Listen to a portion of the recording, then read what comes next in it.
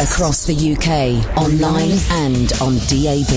We are Talk. Talk Radio. Give it some lip. Talk Radio. The pre-show ritual of... that was one of my shoes coming off, although it sounded like a leg dropping off.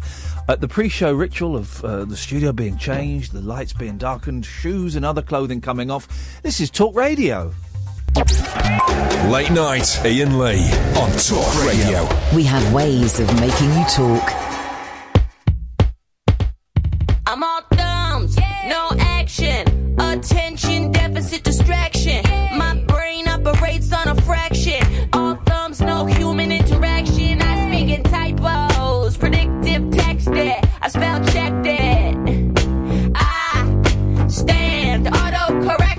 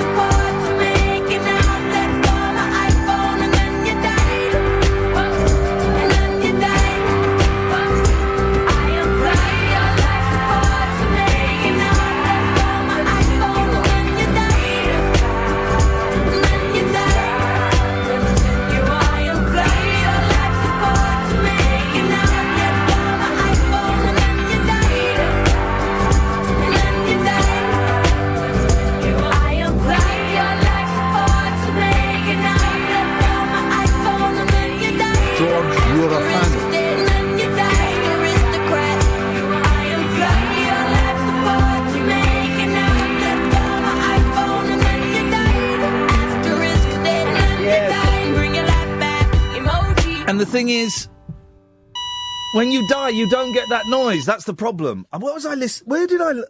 When you die, the life support machine. That's Imran Coppola, by the way, who isn't on the show tonight, but will be on the show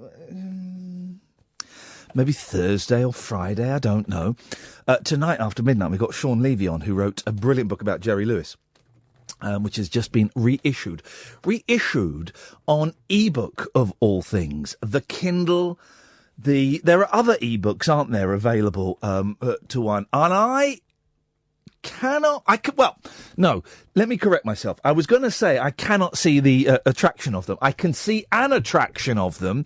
The attraction being you can carry like 100 books in your bag at once. But I would actually try. Oh wait, 499-1000. By the way, I would actually try and carry the 100 books in my bag, rather than have it's only a wafer thin piece of plastic and liquid crystal display. Also, you can't get second-hand books, can you? On the old Kindle, you can't get second-hand books.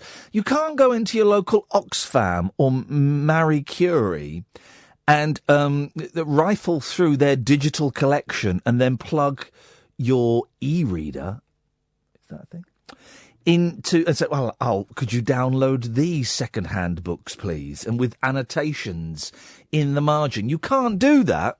So I cannot see, and I like to turn the page. Have they made, here we go, this is something for the Dragons, have they made an e-reader that is shaped like a book? You know, in the 80s, right, you would get the VHS video covers that looked like they were leather-bound books. And they weren't. They were just cheap brown plastic that looked like leather-bound books. The problem was you could only get them for VHS, and of course we had Betamax, so not a lot we could do about it. But my uncle had it, my uncle, who I don't talk to anymore now because he's a coward of a man. They had it, and we thought they were so posh because all their VHS videos looked like they had loads of weird leather books. So have they made a Kindle that looks and feels like a book? So you hold it with two hands and you have to open it. Have they done that? Man alive. Oh, God. It comes to something when... First caller of the night is Paul talking about wearing a nappy and with his mate Shane. I mean, it really does, doesn't it? Doesn't it? 0844 499 1000 is the telephone number if you want to give us a call. My name is Iain Lee. I will sit here and I will just spew words out of my mouth hole. And you are welcome to join in or not, as the case may be. As I say, we've got a guest at midnight. Let me let you into a little secret. Come closer to your speakers, dear listener. I ain't got nothing for today. Now, normally I come in and I say, I ain't got nothing, but there's a couple of ideas floating around in my head. I literally enter the studio this evening a husk of a man in terms of creativity and ideas. Nothing has happened to me today. Literally, nothing has happened to me today at all that I can come in and talk about. I went outside 20 minutes before the show to see if something might happen to me. Nothing happened. Literally nothing happened, which is the title as well of Joseph Heller's very disappointing sequel to Catch-22. 0844 499 1000. Let's get this out of the way. Yes, Paul. Hello. Oh, it's not you, Paul. Hello, my name's Paul Akinbola. Right. Oh, is it Paul Akinbola? Yeah. Or is it not? Is it? Yeah. How come you... Well... You spoke... How do I say this without sounding brusque? I can't, so I'm just going to dive in. You don't mind if I dive in, do you, Paul? Yeah. I just sent in the messages last night. How come you spoke so clearly at the very beginning of this conversation? Well... Normally you sound quite muffled, shall we say. Turn your radio... It definitely is you. Turn your radio off, Paul Akinbola. Okay. Had an idea, but I pop duo. Yeah, it's you and Shane dressed up in nappies, and at the end of the concert you got poo and wee in your nappies. You've told me that about 20 times. Yeah. Yeah. I can tell you now, Paul, the nappy bit is what's going to hold you back. Yeah. Yeah? Why don't you just wear trousers or shorts or dungarees like Criss Cross? Jump. Yeah. Yeah. Well, I don't want to wee-wee on your chips. Why would anyone want to wee-wee on someone's chips? But I just think you've got too many chips and you need to have a little bit of wee-wee on some of them, Paul. The nappy thing ain't going to work. Hey, Paul, shall I try and cross the streams? Do you know the phrase cross the streams? Yeah. From Ghostbusters, yeah? Yeah. I'm going to cross the streams. Shall I do it? Yeah. Paul, say hello to Alan. Hip, hip, hello, Alan. I would, Bob, I would like Bob Mills to be back on the screens. He's talking to you, Alan. I haven't got a clue what he's talking about. And I bet you ain't got a clue what you're saying either. I would like Bob Mills to be back on the screens. Bob Mills? He's on every Sunday evening. He's been filling in as well for John Holmes. Yeah. He's good, Bob Mills. I met him the other day properly. We shook hands and had a little chat. He did the excellent TV series In Bed With Medina, which was excellent. And he was the presenter of Gang World as well. Yeah, of Gang Judge? He should have been... When... Now I know why you're not meant to cross the streams, because it just turns into a car crash. Yeah. GeoFive launched on Channel 5. Yes. But it the show was awful show with like Bob Mills took over from Ian White and Life on Studio 5. Okay, well, thanks for that, Paul Akinbola. I'd like Bob Mills to be on the TV more. What you just heard, the last 2 minutes of radio, is what my head has been like all freaking day. Penny, stay there. We'll come to you in a second. Alan Caddick. Hip, hip, hip, sir. Hip, hip, hip, sir. Oh, so it's been a boring day for you, then. Well, nothing's happened for the last couple of days. Nothing. I went and took my dog to the vets and they looked up her vagina. Oh, no. But there's not really a lot of comedy in my dog's vagina. I'm bringing her in next week, my dog. I'd be interested to see on the periscope. No, it won't be boring. It'll just be a dog. You can't touch it and it stinks. What sort of dog is it? Still, nice vagina. That's what the vet said. It's an old lady's dog. A Jack Russell? A Westie. Oh, Westie. I've never seen a Westie. You've never seen a Westie? Yes, you have. Never. Yes, you have. No, I haven't. Yes, you have. I've seen a Staff and an Alsatian, yeah, and a Jack Russell and a Corgi, but never a Westie. Yes, you have. No, I haven't. Have you ever seen an old lady walking a white dog? Isn't that a Chihuahua? No, well, it depends. If it's got like a little punky haircut and what looks like a sad moustache, then that's a Westie. How to keep an eye out for that? Yeah, keep an eye out for it. Well, or keep an eye out on Periscope next week when I bring her into the studio, just because it's something to do. Sounds promising. Is Lady Cadonk around? Because I've got something to ask her. She's not, but I'm sure she might be listening. Why don't you ask her now, and we can see if she responds in the affirmative or the negative. Lady Cadonk, if you can hear this, can you answer me one question? Will you touch me, Willie? No. Oh. Do you think James Whale will be evicted in Big Brother? Oh, James Whale. Now, he's, yes, he will be evicted in Big Brother. Because it's him and Grant who's up for eviction, isn't it? Well, both of them are perceived as a-holes by the public. I reckon it will probably be, I reckon actually Bovey will be the first to go. So Whale will survive by the skin of his teeth? By the skin of his chinny chin, as he often seems to do in his life that verges on disaster from time to time. Bless him. Maybe before we went in, he should have got some tips off George Galloway. Maybe he should have done. Maybe he did. Maybe he'll pop in here one day and get some off him. About being a cat. About being a cat. If you had to be an animal, Alan, to ensure that you could have intercourse with an actual woman, what animal would you pretend to be? A Westie. Thanks very much indeed. That's my dog, Alan, and that is actually distasteful.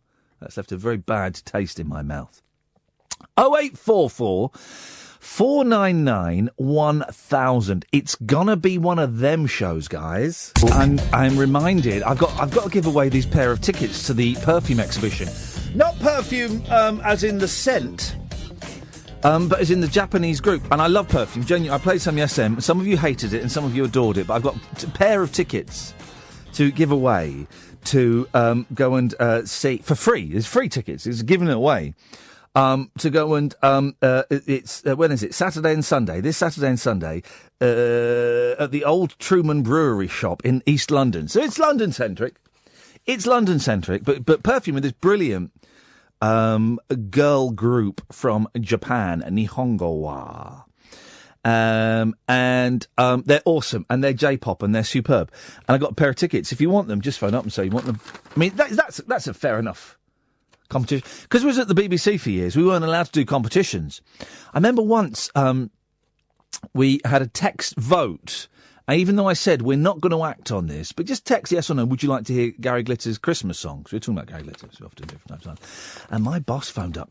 No, can't do text votes. He said, no, we're not going to play it. We just want to, see the lay of the land. So I don't really know how you do competitions, so I'm going to assume that this is a good competition, right? Perfume, there is an exhibition of, like, all of their clothes and stuff. I know. I'm going the night before on the press night. Yeah, probably be there with lots of other famous people. Bill Wyman, I don't know. And it's in East London this Saturday and Sunday. If you want the tickets, you just got to phone up 0844 499 1000 and you can have them. That sounds like a fair competition, doesn't it, Penny? That sounds all right, yeah. So I've got some tickets. If you want them, you phone up. You say, I want the tickets. We get your details. I put you in touch with a bloke called Daniel who's got the tickets. You go, you have a great time, everybody's happy, and that's how a competition should work, I think.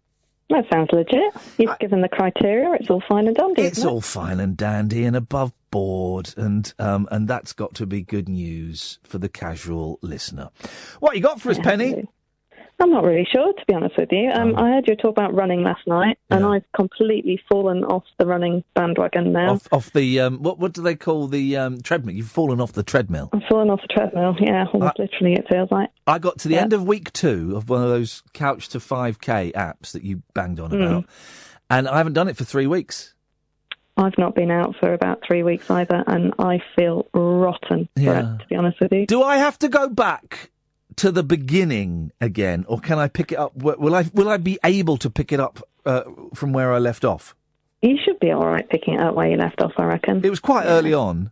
Yeah, if you're only, end of week 2, you'll be fine picking it up. I don't know how I pick it up, but, I probably won't pick it up, but it's good to know that I could if I needed to. It's really hard, though, because I've had this. Because I have to say, about 3 weeks I haven't been out, and I need to go out because my head is absolutely messy at the moment. Yeah. But it's that restarting thing, isn't it? Yeah. It's that whole finding whatever you need to get going again, and I can't find that. And I think it's like the whole stress of the school holidays as well, if that makes sense. The fact there's no routine, and I don't like it without routine. It's doing my head in. The school holidays messes. I mean, it's great. I'm saying that the kids have been at their school has had courses and classes and stuff. They've been at sports camp all week, where we drop them off at 10 and pick them up at 4. We don't say that. We picked them up today. They were absolutely filthy. I said, "What have you done?" They said, "Oh, nothing." I said, "Hang on a minute. Just stay there, Paul." Hello. Yeah, what, Paul? What would you been on? Well, we were. For a media company, once he takes it off and once a media company gets off the ground, I will produce magazine, a magazine program for Sky 2 called for Sky 2 called. Was that Shane? Was that Shane in the background? I would like to. Oh, he's not listening. Paul, are you listening to me?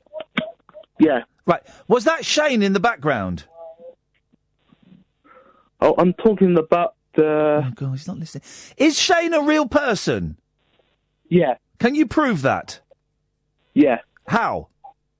It's my friend. Okay, no, fair play. I'll buy that. That's proof enough for me. Thank you, Paul. Yes, Penny. Where were we? We were talking about heads being screwed and stuff, weren't we? Oh, and I have a bone to pick. You were going to come to St Albans. What's happened? Oh, I got it wrong. It's Luton. Oh. I got it completely wrong. It's Luton. But Luton's near St Albans. Yeah, but that involves having to take a train, doesn't it? Well, you're going to hitchhike. So on the 13th... station for an hour this morning trying to get a train. Sunday, the 13th of November, I shall be at the Bear Club in Luton performing my one-man show, Iain Lee's Tribute to the Musicals. Sounds good. It sounds good, doesn't it? And look, there's a Facebook page and everything. Should I tweet the Facebook page? What, for the promoter guy? For the event. He's made a... for the event? Yeah, I'm going to tweet it. Let me tweet it and see what happens. Let's see if it sells out if I do that. There we go. But tickets aren't on sale till Friday, are they? Oh, are they not? Well, that's what I saw something saying this morning. Yeah, that'll be right then. I think tickets go on sale on Friday. Yes. 9 o'clock Friday morning, I think. Oh, right. But I'm still in a sulk that you're not coming to St Albans. I could have walked to the venue. Well, that's the annoying thing. Well, you've seen the show already, so I won't worry about it. I haven't. Have you not? Hang on a minute. No. Hang on a minute. Paul? Yeah? I think maybe stop calling in for tonight. This is the last one. Oh, you bet. You bet.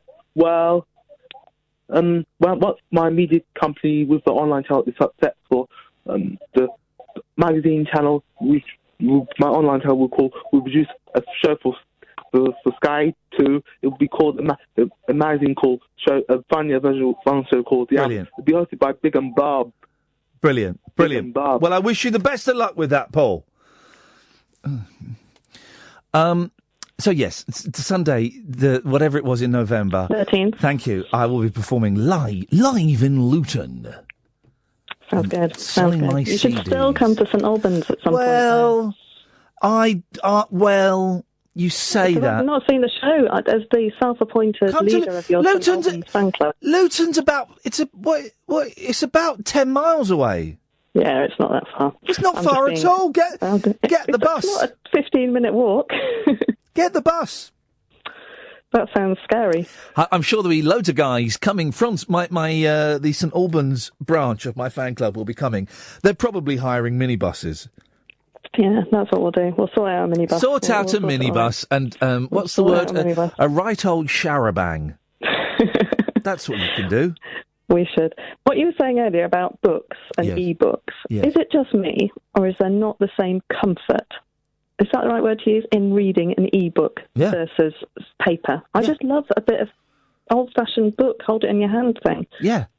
I don't get this grey thin plastic rectangle. Where's the intrigue? Where's the mystery? Tactile. Where's That's the the thing. smell? I went into a second-hand bookshop the other day and I was having a crafty sniff of all the books. Beautiful.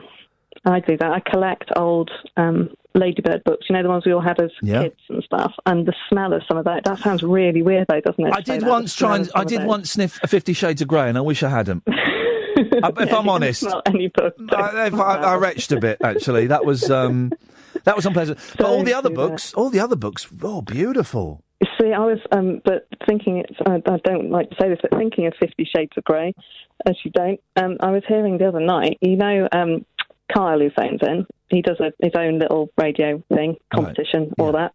But he had someone there talking about a pop-up version of the Kama Sutra. Oh, yeah. And also a 3D version of the Kama Sutra, Wowzers. which apparently was found in a certain part of a large bookshop somewhere, hidden away in a corner where certain people used to go and sit sometimes to spend a few hours of their day. People would go and read the Kama Sutra?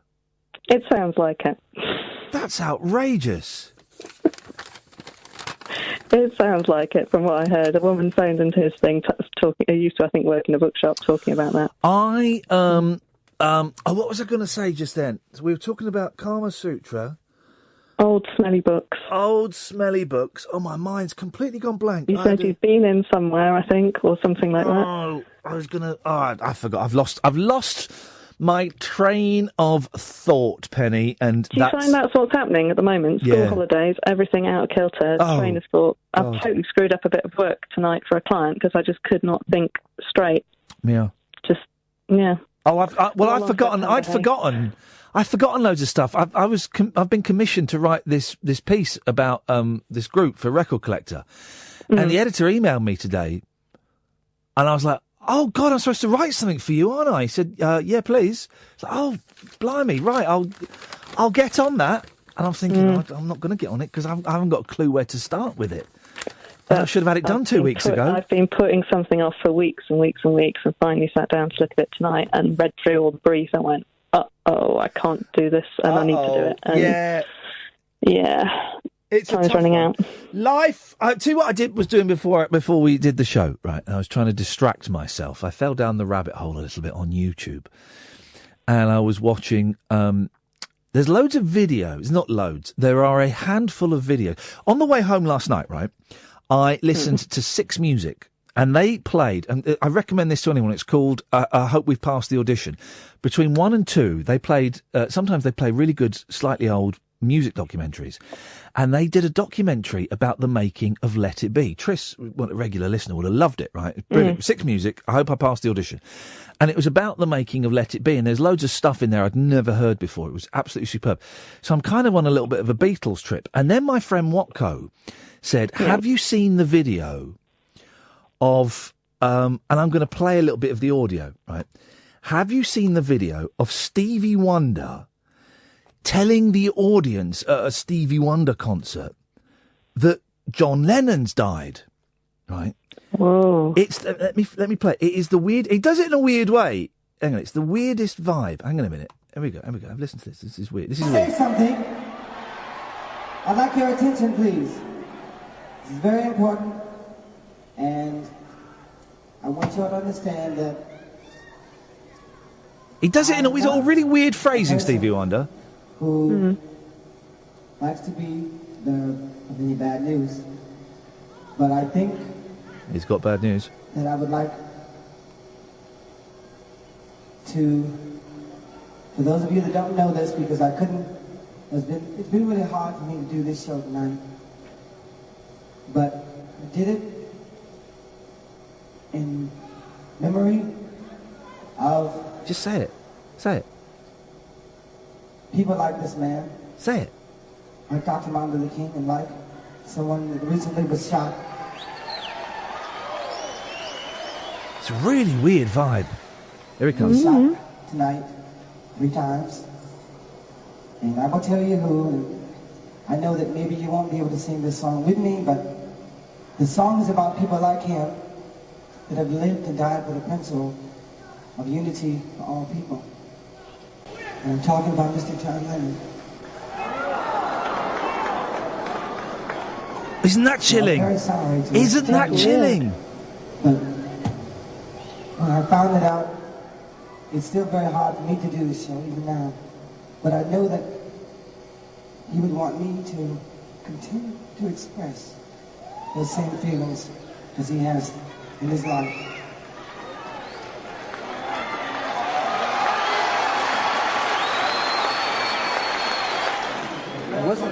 Isn't that chilling? That's weird. I've got like goosebumps. Yeah. But I think it's also his phrasing as he says things. He's got a weird turn of phrase, hasn't he? He has, but every time I've heard him speak, he does that. But it's because you've then got the silences in there, and those silences kind of gave me the goosebumps. I don't think I've ever heard Stevie Wonder speak before. Have you not? No, I don't think I have. But yeah, any interview, you often seem to have that kind of phrasing. But then, 08444991000. By the way, Bill, will come to you next. But then I kind of fell down the rabbit hole. Then I found a handful of there are a handful of performances of John Lennon singing Imagine live, just a handful. And there's one where he's at some weird glitzy awards ceremony, and he's wearing this horrible red leather jumpsuit. It's the weirdest thing. Sounds lovely. And then I fell down the rabbit hole of. There are loads of interviews with Mark Chapman, the guy that shot him. There's loads of interviews with him, like on Larry King and like Good Morning America and stuff. It's now we've got Mark Chapman. Mark, why did you shoot John Lennon? And he's big. I thought this is the weirdest thing. And here's the thing: I'd always thought, right, that Mark Chapman was a nut. I'd always thought he was a nut. You know, a proper, tinfoil hat wearing, foaming at the mouth, certified lunatic. He comes across as a very rational, slightly dim, but rational young man. It's the weirdest thing. Not what I was expecting at all. But how long after the event was this, though? The Larry King one was about 92, so about 12 years after. And then I watched a bit of another one, but then I got distracted by something else. Strange, that. I know, exactly. Penny, I've got to move on because I'm late for an hour, but thank you for that. What does that teach us? Well, it teaches us that you can find anything you want on YouTube and other things, which we'll explore after this. Such a joy not to have Twitter on during the show. Such a joy, such a freedom, such a feeling of a release. This is Iain Lee. This is Talk Radio 08444 499 1000. Really surprised to see that there are so many interviews with Mark Chapman. When I was at college, university. Mark Chapman's cousin came over, I think, for a semester as part of like a student exchange thing. Some students, including my friend Sarah and a couple of others, went over to Memphis. I think, have I got that right? I'm asking you. I know Sarah might be listening. Went over to Memphis, and then some students from kind of Memphis came over here. And one of them was Mark Chapman's cousin, and his name was Casey Chapman. And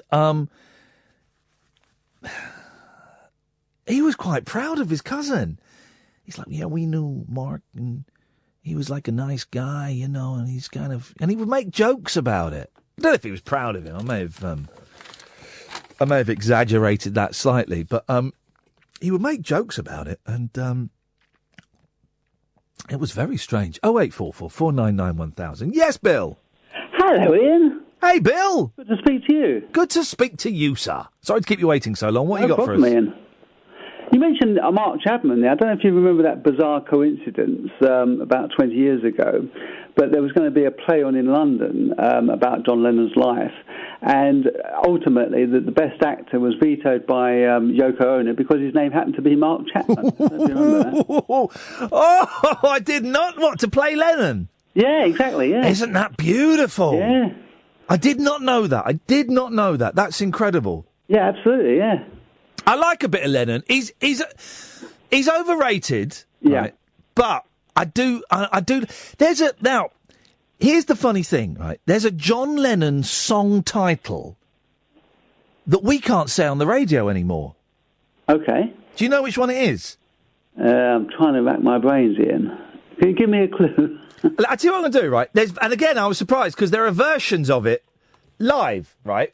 Okay. So I'm going to play it up until the word that we can't say. Right. Right. Hang on a minute. Let me. Is it the Ballad of John and Yoko? Is that the? No, you can play that. Oh, okay. You can play that. No, this is a John Lennon solo song. Yeah. Let's play this version from the. Hang on a second. All right, let me just skip forward a little bit to where he starts playing it. This is on the Dick Cavett show. Here we go. So we can't even say the title of the song. Isn't language funny? Here we go. Yes, exactly. You know this one? Here we go. I'm going to censor it, right? Woman is the next of the world. Yeah? Yes, she is. I had to dump it. Yeah. I had to dump it because I let it go. But isn't it funny? It's a John Lennon song, and he's playing it there live on American TV. You would have heard that on Periscope. It's a song. It was on for quite a while. It was on a lot of John Lennon greatest hits. Exactly.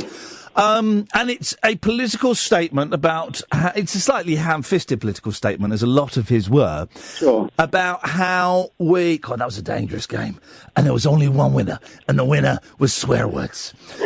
It's a ham-fisted political statement about how we treat... women are the lowest of the low. Yeah.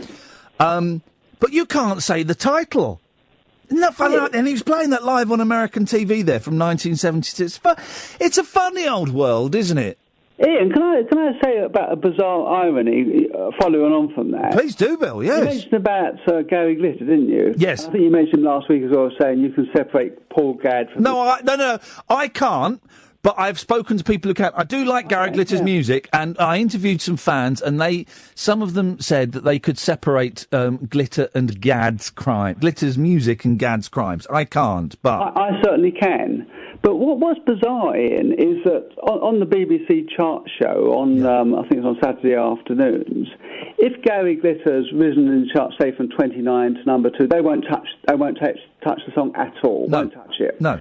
But they would play a song, Delilah, by Tom Jones, which I recently realised was about domestic violence, which ultimately ends up in a murder in a sort of jealous rage. Yeah. But I slammed the knife in and she laughed no more or something. Exactly, yeah. Do you know what the follow-up was to Delilah? Oh, go on. The Green Green Grass of Home, about a man being hanged. Oh. Absolutely true. It was the follow-up. Yeah, sure. But that song is about...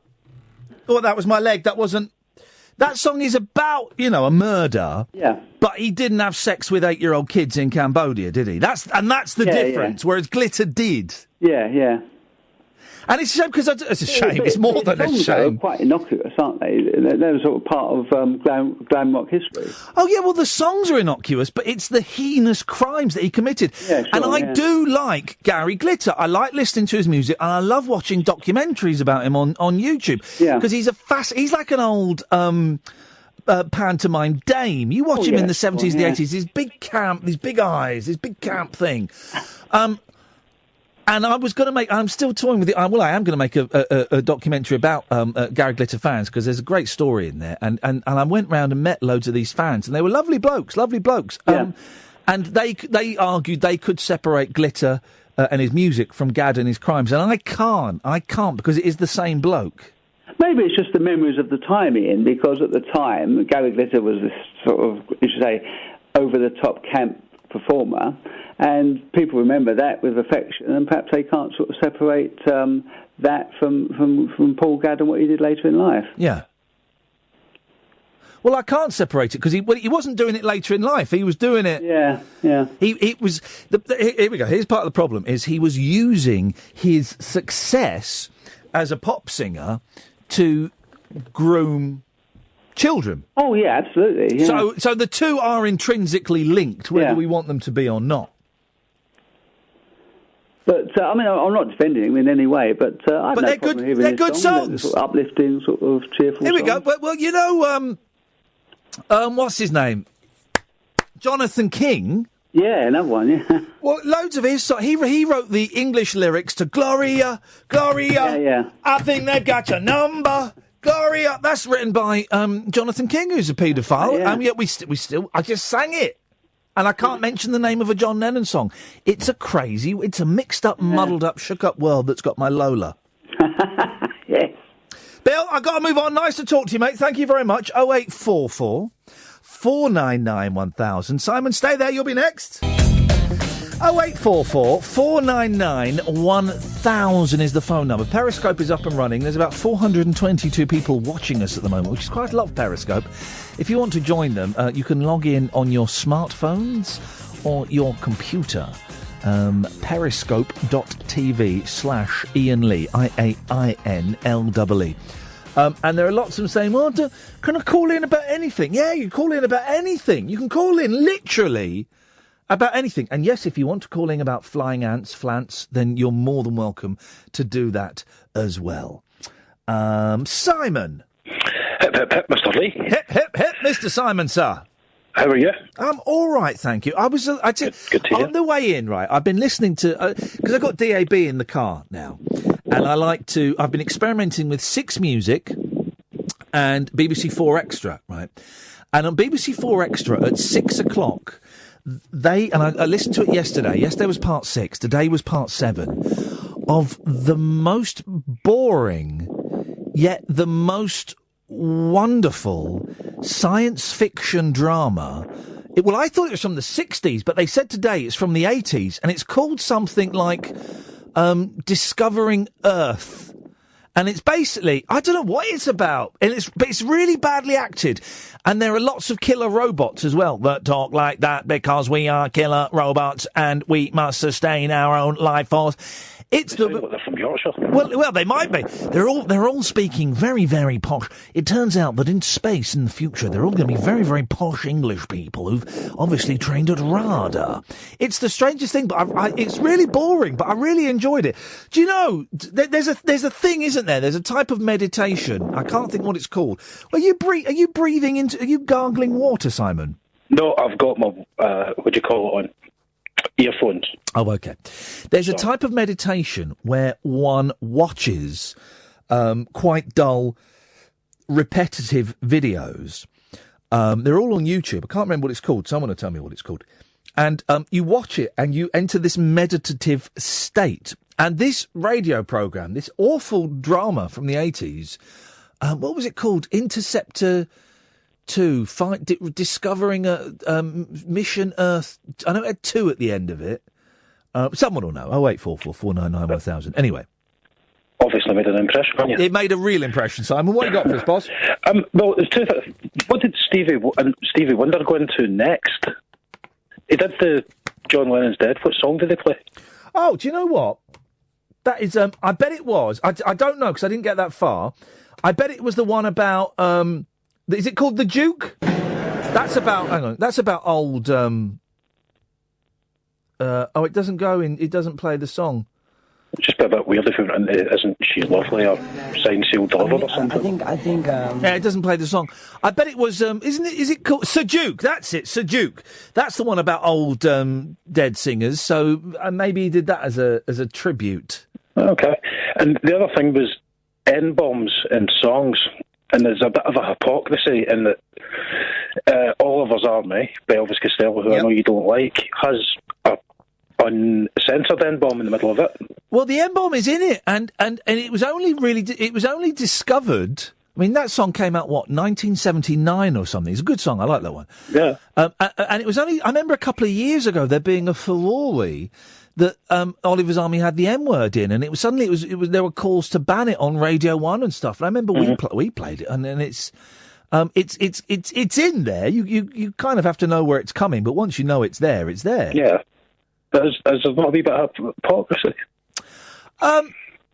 Well, does it get played now? For example, if I were to pop downstairs to Virgin Radio and say, you can play us a bit of Oliver's Army, could you? I wonder if they'd play it or if it's banned from their playlist because, obviously language evolves over time. And I just wonder if that song would get played. I think it probably would. We played it at 3 Counties. Famous Sly and Family Stone, Don't Call Me N-Bomb. Oh. Song which I'd imagine will never get played anywhere. It's a shame because that John Lennon song's actually quite good. I mean, it's ham-fisted lyrics, but it's quite good. Woman is the of the world. Yes, she is. Not condoning that we should use the N-bomb more regularly in music. Here we go. Here we go. No, here we go. Right. As a white, and I need to preface this because it's important. A white, middle-class, middle-aged bloke that kind of does all right. Okay. I genuinely think, and I don't know how big a black audience we have listening to the show, but I genuinely think that we diffuse the power from words, we remove power from words by using them. You disagree? I think contextually, that word in particular has overtones. Yeah. I think that word can still be used contextually to convey quite bad over. Oh yeah, okay. If I had a black gentleman in the studio and I called him the N-word, that would with malice.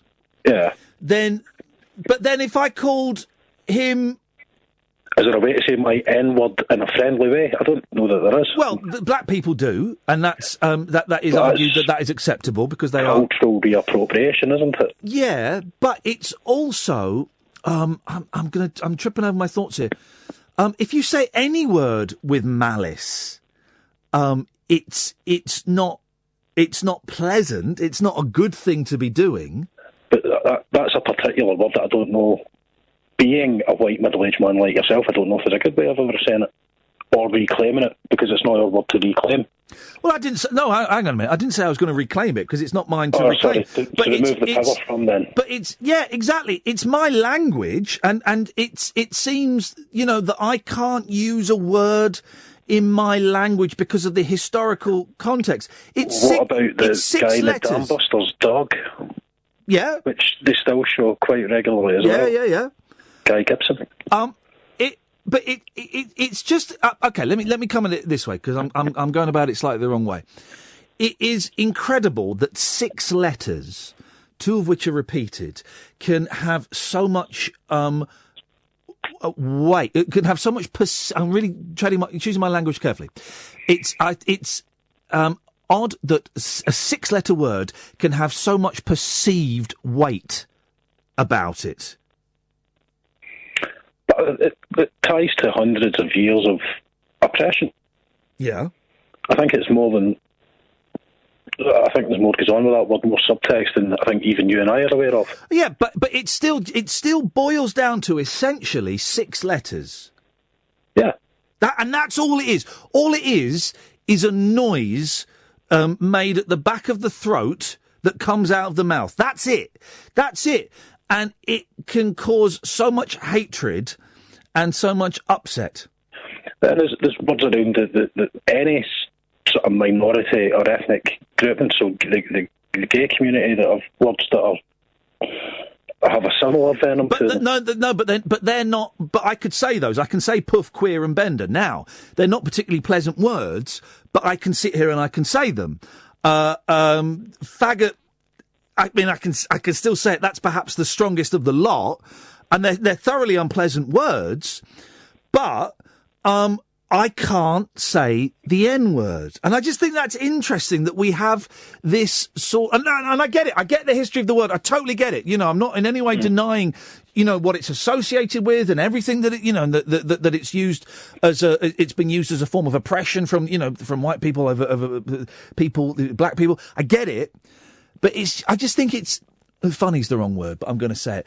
It's just funny that six letters could lose me my job if I said it now. It's the evolution of language, isn't it? And the evolution of culture is that words will come in and out of popular use. Yeah.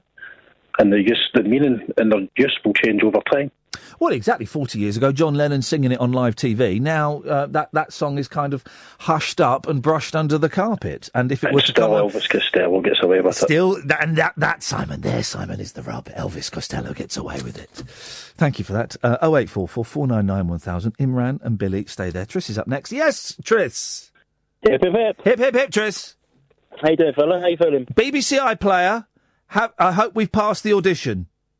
Yeah, I'm gonna check that out. You're gonna love it. You're gonna love it. There was loads of stuff in there I'd never heard before. Yeah, I'm gonna have a little listen to that in the car tomorrow. Yeah, it's a treat. It's an hour long, and it's a real treat. It's basically it's a recording of Let It Be, and I'd forgotten all the nuts plans they had for the live concert. Because Ringo wanted to do it at the Cavern, which would have been brilliant, and the others went no. Then they were going to do it on Desert Island. And one of them going to do on a cruise line? Yeah. They were going to get a cruise. They were going to take a cruise and 100 fans, and they were going to take them to Turkey. So they'd they'd write all the songs on the cruise. Then they get to Turkey to like this really ancient amphitheatre and do the gig there. And they were yay close to doing it. And then George went, "Nah, I don't fancy it." And that's what scuppered it. I think George is right with that, though, don't you? Oh, what a movie that would have been! Oh, that'd have been great. What a movie that would have been, man. Oh, yeah. You know, I think you played one of the only decent, and I'm going to say it, one of the only decent Lennon solo tracks. No, come on now. Be fair. Old Dirt Road. Hello, people, on the old dirt road. Oh, that's a beautiful song, man. Give me some truth, all right? Give me some truth. God? Yeah. I don't believe in Beatles. I don't believe in Zimmerman. But he is the most overrated solo Beatle going, I think. He did some good songs.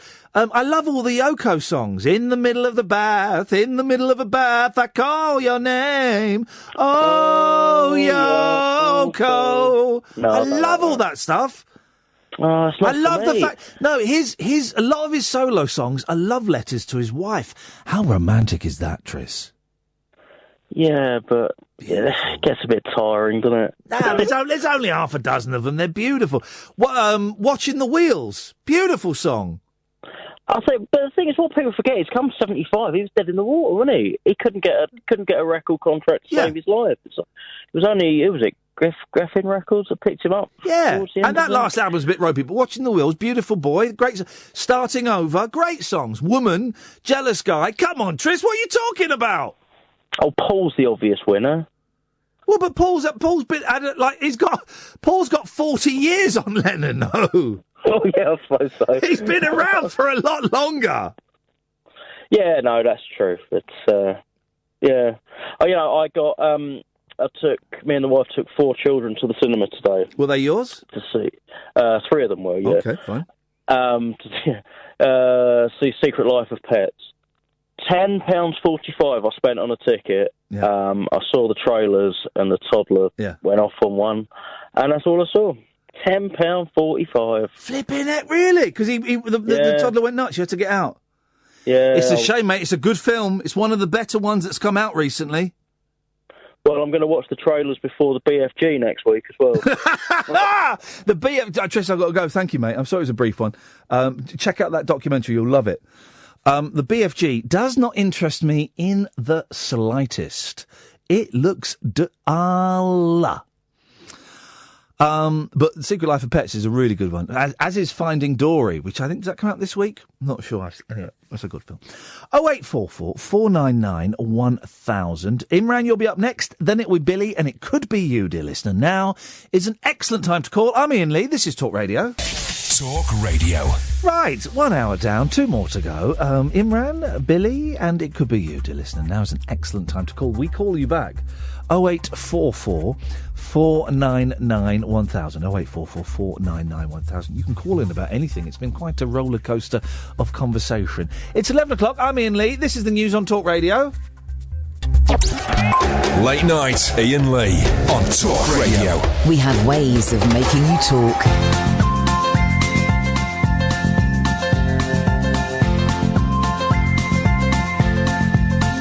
There's a voice that keeps on calling me. Down the road, it's where I'll always be. Every stop I make a new friend. Can't stay for long, just turn around and I'm gone again. Maybe tomorrow I'll wanna settle down. Until tomorrow I'll just keep moving on. Down this road that never seems to end. When new adventure lies just around the bend. So if you wanna join me for a while, just grab your hat, come travel light, that's old style. Maybe tomorrow I wanna settle down. Until tomorrow, the whole world is my home. So if you wanna join me for a while, just grab your hat, come travel light, that's old style.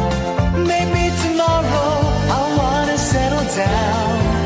Until tomorrow I'll just keep moving on.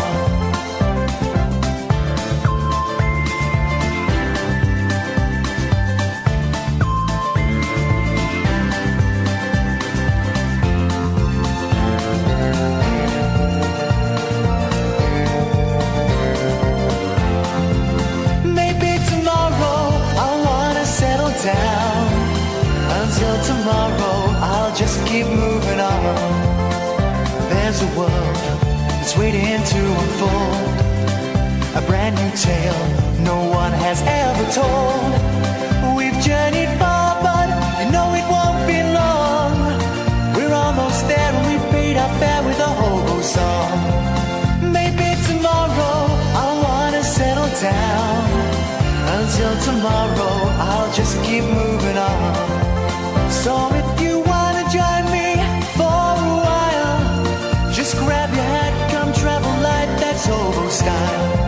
Maybe tomorrow I wanna go home.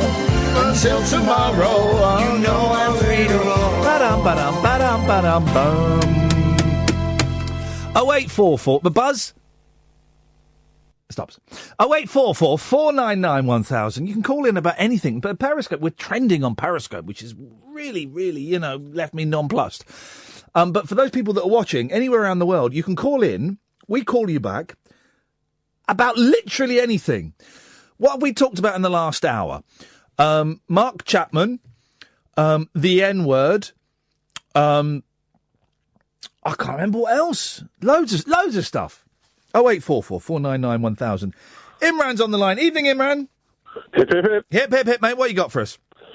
Ed, do you know, I'll be honest, I haven't been listening for too long, to be honest, but I love the show. Thank you. I'm not sure if you've sort of covered this before, but I just wanted to put it out to people. I just wanted to get your views on whether you think, you know, the Earth is actually a globe or whether we live on a flat plane.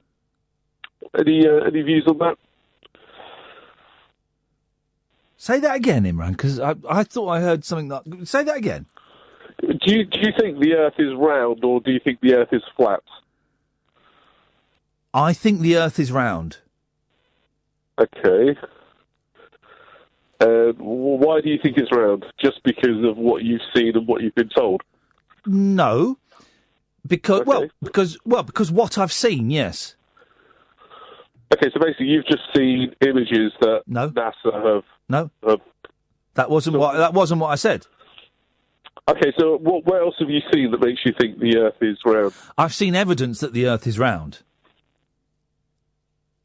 But are you sure you have? Yeah.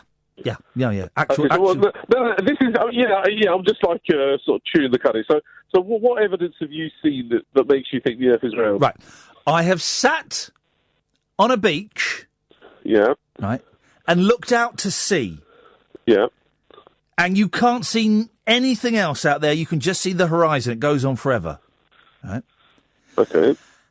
And I have seen a boat. Yeah. Coming from the distance. Yeah. Towards me. Now, that boat. Yeah. Doesn't start off as a tiny, tiny, fully formed boat where you can see all of it, and it gets bigger and bigger and bigger and bigger.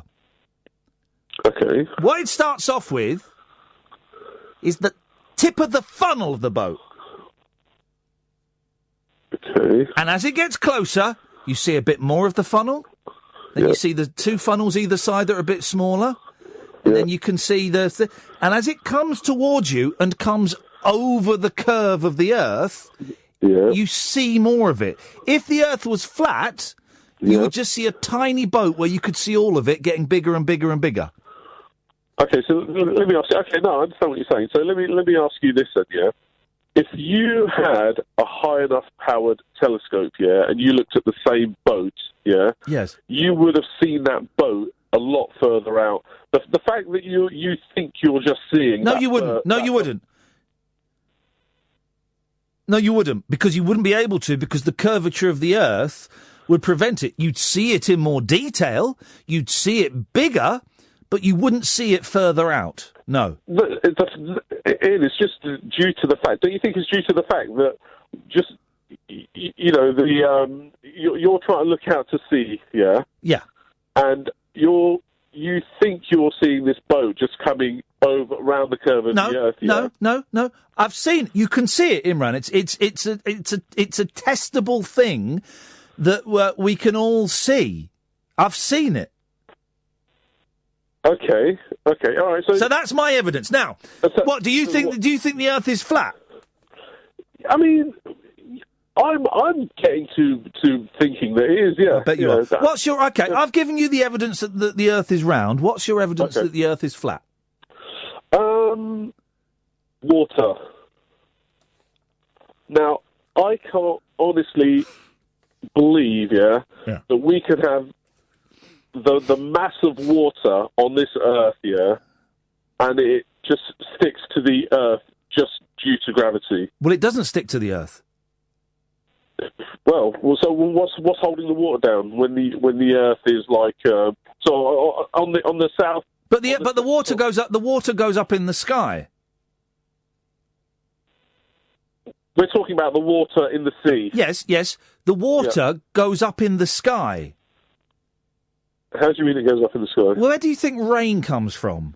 It's new. Do you think the rain is new water? No, not at all. Do you think the rain is new water? That's obviously just the water that's evaporating up, yeah? So, I understand that. So the water goes up. It evaporates up. Okay, so that's the water. Okay, just on that then, yeah? Yes. Why doesn't gravity pull that water? Why does gravity allow it to go up? Because it becomes lighter. Because it evaporates. It doesn't matter. It's not the same amount of water. It's not the same amount of water going up that you can see. It evaporates. But the whole point of gravity, it doesn't matter what the mass of something is. Yes, it does. Defeats the whole object. Well, but some things float, and some things don't float. It doesn't. You about to say it defeats the whole object of gravity? Ian, do you know what, Ian? I'm just trying to think about this. I know, and I'm enjoying it. I'm enjoying it. Yeah. It's good. It's good. It's a good little bit of mental exercise. Yeah, no, but if you think about it, yeah. Why a balloon rises, yeah, because of the. I mean, if you fill a balloon with helium, it will rise, yeah. The helium in the balloon is lighter than air, yeah. So that's what makes it rise. Yes. Yeah. Yeah. So why doesn't gravity pull that balloon down? Because it's lighter than air. But it doesn't make any difference, does it? So yes, well, obviously it does. So the reason an apple falls is just because the apple is heavier than air. Yeah. The balloon is lighter than air, so it goes up. Yeah. And the apple is heavier than air. But then what I'm trying to say to you is why doesn't gravity... Yeah, gravity affects everything, yeah? Yes. It doesn't matter about the weight of anything. We're not talking about density here, we're talking about gravity, yeah? Right, yeah. Why doesn't gravity pull that balloon down? Because it's because it's lighter than air, so it's floating up. Imran, I have given you, right, a solid, provable piece of science that shows that the Earth is round. Ian, do you know what? I just think. And you've not given me one bit of evidence that the Earth is flat. So it's 1-0 to me at the moment. Okay. So what have you got? Come on, man. You've been thinking about this. What have you got to prove the Earth is flat? Okay, so, do you know, Ian, I should have just sort of had some figures in front of me. So the Earth, I mean, I think for every 6 miles, you get a certain amount of drop, I can't remember if it's like a foot or 2 foot or whatever, So why is it then that sometimes you can see stuff that's like, if you stand at a certain point, you can see like 120 miles either side of you. When have you ever seen 120 miles? Okay, well, all right. Okay, let's just keep it simple, yeah. Well, look, I think you are by default, Imran. No, honestly, mate. Just stay with me on this, yeah. So if you stand at Dover, you can see the coast of France, can't you? 22 miles away. Okay, well that's if you stood on. Yeah, but that's not 120 miles. No, it's not. It's 20 odd miles. Yeah. Okay. So, do you know, like I said, Ian, I haven't got the figures in front of me. No, you haven't. The curvature of the Earth, shouldn't allow you to see that. Why? Well, why? You said why? Why not? You can only see the tippy point of France. I think you see the top of the Eiffel Tower. Is that correct? You sorry? Carry on. Yeah. So my argument is that we have just been from the day you're born, Well, then why? Hang on a minute. Why can't you? Right. Okay. Right. Yeah. So then, why can't you stand on the top of BT Tower, right, the tallest tower in England? Yeah. With the world's most powerful telescope in the world, right? We got the Hubble telescope that can see into space, right? Yeah. Point that flat so it's horizontal with the Earth, right? Why can't you see Disneyland? Or why can't you see the Great Wall of China? Has anyone tried that? No, because they know the Earth is round, you muppet. Ian, I'm just telling you to forget about what you've been told. No, I'm not forgetting about. I've seen it. I've seen the evidence myself. Okay, so do you think when they design bridges, and when they design railways, and when they design these tunnels that go for miles and miles and miles through mountains, Yes. Do you think they allow for the curvature of the Earth? No. Why not? Well, because they flatten the surface, and also the curvature of the Earth isn't that great, so you're not going to notice it on a bridge. You're not going to notice it on a bridge. I'll tell you what, Ian, do me a favour. You know, if you've got a bit of spare time, Just, do you know, I haven't got the figures. I've come unprepared yet. Yeah. Okay. Well, I look forward to you coming back. No, I'm not going to. But I look forward to you coming back with the figures. Okay. Thanks, Imran. I enjoyed that, mate. Okay. Bye. Take care. Bye. 08444 499 1000. Alan on Periscope has just said Imran's next topic will be how can you be sure the train is moving and it's not just the scenery. Oh, dear. David and Alfie, stay there. I'm coming to you, but Billy's been waiting for an age. Good evening, Billy. Hi, Ian. God, that is 20 minutes of my life I will not get back. Well, you certainly ain't trending now. I was just saying to the Periscopers, early doors in this show, me and Kath, who will be back next week, but thank you to Emma and Ed, who are doing an excellent job. Me and Kath were going to get some flat earthers on. There's a website for flat earthers, and I posted on there. Spare me. Well, I posted on there, we'd love to get someone to come on, and a couple of people got in touch, and then the guy that runs the website said, look, Ian, I quite like you, and I want you to know, I run the website as a joke, and I think the two people that have got in touch with you, they might be pranksters, so just be careful. So we never got them on, but we didn't need to, because Imran came on, and that, for me, is wonderful. I mean, it's all about perception and how we perceive things, you know, what is air. Like, you know, it gets all a bit silly, you know, it just complicates and confuses things. I mean, what I phoned up for, I wanted to touch on, do you know what you're saying about the N-word? I mean, I'd like just a straight, not an explanation, but a yes or a no. It's like, are you happy to use that word, or would you be happy for your children to use that word? I mean, you know, the answer probably, I'm guessing, would probably be no, wouldn't it? Well, I've said the N-word before.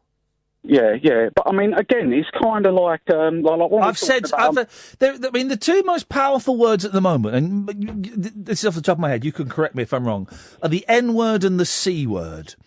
I say the C-word quite a lot, and I've said the N-word before, and not in a. I would like to think I haven't said it in a nasty, demeaning way. No. Again, it's sort of like it's like I recently read Mike Tyson's book, and then I was reading. Like, can I say the word? Because there's two types. Oh, hang on a minute. No. What the other M word? Yeah. No, you can't. You can't even say the other M word. The street spelling that's spelt with an A at the end instead of an ER. Yeah, we'll say Gert and Gar. Like apparently Gar is kind of like an endearment, like how you would address a friend. I mean, I've got a lot of black friends in like the UK, and it's a term they're not like, they don't really like, and they don't really get it or understand it from the Americans. I mean, if you look into it, I really find it self-degrading. It's because the thing is, even in America, even though they use that word and then might say it, and then they might sing it in rap, it's kind of like, it's good for the goose, but it ain't good for the gander. Well, hang on a minute. Who are the geese in this? And who are the geese? Are you saying that black people are geese and the white people are ganders? No, it's you want it to be. I mean, it's just a term I'm using. You know what I mean? It's just me trying to like. It's me coming on tonight, right? And I was feeling absolutely lousy. And tonight has turned into a proper late night phone-in radio show.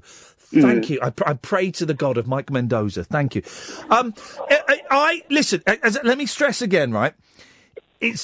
I'm a white, middle-aged, middle-class bloke that's got a few quid in the bank, okay? I'm doing all right. So for me, I can understand why some people would feel uncomfortable about me discussing whether it's right or wrong to use the N-word, right? I guess what I'm trying to say is, I find it... isn't it? It is. But notice it's only white people that are discussing it. On this show tonight. Yeah, but you get like, you know, if you don't talk about things or break things down... Yeah. Then they become sort of bigger, exactly. And it's a kind of like, you know, it becomes like this sort of poison chalice that no one can sort of like, again, like you said, it's just the word. It could be harmless. I mean, the word actually derives from Nigeria. Yeah. And it actually stands for king. I guess what I'm trying to say is Billy, that isn't it amazing that 6 letters that a sound made in the back of our throat that is amplified by our mouth can have so much power and cause so much pain? It's just words, letters. It's the same thing. I mean, you said like the C and the N word. I mean, but the biggest thing now in the world today, which I don't want to go into too much, which really gets sort of like people offended and really creates backlashes, is like, you know, if you kind of like, you know, insult Islam, that's like a really big, massive sort of thing. Or if you kind of like, if you kind of like frown upon any certain beliefs or any of their scriptures, it's kind of like, It's not allowed. You're not allowed to question nothing because that's what it is, and that's what you've got to pay attention to. And I agree with that. It's you're not allowed to kind of kick ideas. Well, no, hang on. Let me phrase that. In some quarters, if one kicks around ideas, and not saying that that's what they believe, they're just kicking the idea around, you can be rounded upon. Twitter is a terrible place to kick around an idea to try and reach a conclusion, because people will take you at face value. They'll only read your third tweet, and they will all pound on you. I know, because it's happened to me. I like to think that this show is a place that's a little bit safer to kick around ideas. Yeah, we can explain, and maybe try and it's all about, again, perception and making sense of things. I mean, you get atheist type people, and they spend their life, they're almost like a religion where they sort of everything has to be fact and proven, and it's what makes sense to them. Yeah. But religion is what makes sense to you, and it's kind of like they're just on the other side of the fence. I mean, I would put myself down as a separatist. I mean, I'm not intelligent, I'm not working class or anything like that, but I'm very black and white, I'm very simple, I'm very good, bad, right, wrong, and try and make sense of it and think, oh, well, hold on, that doesn't seem right to me, that don't feel like, I'm doing a good or right thing. And it's almost like, people going about sort of Jesus. Now, obviously, he existed. I mean, some people don't even understand that, and it's embarrassing, but it's almost like he did exist, but then whether he was a son of God is another thing. I mean, for example, could you imagine if he went on sort of for American viewers, Jerry Springer or Jeremy Kyle, and sort of he had the president sort of, Joseph the Carpenter, I say things like Dagenham, and he said, she's pregnant, she's still a virgin, and had sex. I mean, it'd probably be laughed out of the thing. Everyone would probably be like, well, where did he get his drugs from? You know what I mean? It's kind of I don't mean to sort of offend anyone in saying that, but it's what makes sense to me. Do you know what I mean? And it's, whether he's God's son or whatever, he was a decent, good person, and it's kind of I respect people that have them beliefs. I respect that you believe that, and I wouldn't want to sort of rubbish it off. But that's just my I'm not outruling nothing. But I think we should be allowed to question all kinds of religions, whether it be Christianity, whether it be Islam, whether it be Judaism. We should be allowed to question them and point out the inaccuracies. And I think we are allowed to do that, aren't we? Yeah, to a certain degree. But in Islamic states, they have this Sharia law. Yeah. I've been following this guy, and it's kind of like in the Quran. I've heard stuff, so I try and do research to find out, rather than accept rumours. And it was saying about, you're allowed to lie an oath to protect your religion. So someone could condemn something, and really they're not, And it's kind of there's a lot of, contradictions. Well, but there's contradiction in all religious texts. Yeah, people say that, and a lot of, sort of lefty side, middle class groups, how with the Bible, but it's not exercised no more. Well, now here you go, right? You've just criticised Islam because of a contradiction that you claim to have found, right? But then you've just said that the people that pick out the contradictions in the Bible are lefty-type middle-class people. Well, that's not fair. That's not fair, Billy, to throw that accusation around, that you're allowed to question Islam, but hang on, you're now saying that we're not allowed to question Christianity. No, you can question Christianity. But you would then label that person a lefty middle class person. Yeah. But the thing is, in sort of Christianity, you don't get stoned and sort of killed. It's kind of like. Well, but I've just allowed you. But hang on, Billy. I've allowed you to question Islam, and you're not being stoned, are you? Have you been stoned? Have you been killed? Yeah, no, but I'm not under Sharia law, am I? Well. No, you're not. But I'm getting very confused. If you looked at Sharia law, and if you looked at it's pronounced Sharia, involved in it, Sharia, whatever. I mean, But Billy. Hang on a minute. Pronunciation. Hang on a minute. Calm down, dude. Where's this? This is another attitude thing, right? You've just come on, right, and you've contradicted yourself. And I'm going to pick you up on that, right? Okay. You look good to followers now, yeah. Say that again. Yeah. Makes you look good to followers. Okay, going to talk. I mean, I'm impartial, Ian. But you're not, though. But Billy. I'm not Christian, or I'm not. I'm not Islamic. So Billy, you're doing exactly what you've just said that you were against. I'm questioning you. We're kicking ideas around. We've just established this is a safe place. Yeah, it's a debate. Yeah. We've just established we're kicking around ideas, and you've started having a pop. Isn't that interesting? No, but I'm saying one. No, you've just made it personal about me. I said one's worse. I said one's. By saying that by saying no, hang on, Billy. The thing is, I don't really buy into the class thing either. Billy, calm down, dude. We're in no rush. We've got the rest. We've got until midnight if we need it, right? I've got to go shortly because I've got to start work, Ian. But it's kind of like no. But I've said something, and you've had a little. You just said something under your breath about me. So you're doing what you're criticising other people are doing. Admittedly, it's not the same as sort of like cause and create sort of like issues and that for people to phone in and make it intrusive. No, not at all. You've called in about this spontaneously. We're discussing it, and then under your breath, you just had a little pop at me. Now, I'm sorry. Well, but now you're being sarcastic. So. No, the very thing you have called in to criticise, you're doing. I called in originally about the N-word and it got onto that, and then we're stuck in it. But it's kind of like again. I mean, it's something I'm sort of like I explore and sort of look into other people. But then when someone questions you, you have to come back on the attack. So it's all right for you to explore, but if I try and explore, you come in on the attack. I mean, we're talking about it. What could I attack you on? Because you like sort of remind me. Well, if I need to remind you, mate, there were two things. If I need to remind you, first of all, you said that if anyone points out the hypocrisies in Christianity, they are do-gooder lefty liberals, which is utter nonsense. And then when I picked you up on something else you'd said, you muttered under your breath about, it's good for my listeners or something. Well, it's the way you was turning it over to me, and it was kind of like... I was questioning... I'm questioning you. Yeah, but I'm not... Yeah, but you was attacking me. I wasn't attacking you at all. What an absolute stupid thing to say. I wasn't attacking you. I've mentioned Christianity, and you've gone, you can't... The only lefty do-gooders pick out the hypocrisies in Christianity after you picked out the hypocrisies in Islam. Then I picked you up on something else, and then you muttered an insult under your breath. But do you not weigh things up and look at sort of like what sort of like... But you don't, Billy. You don't. You think you do, but you don't. You're just as close.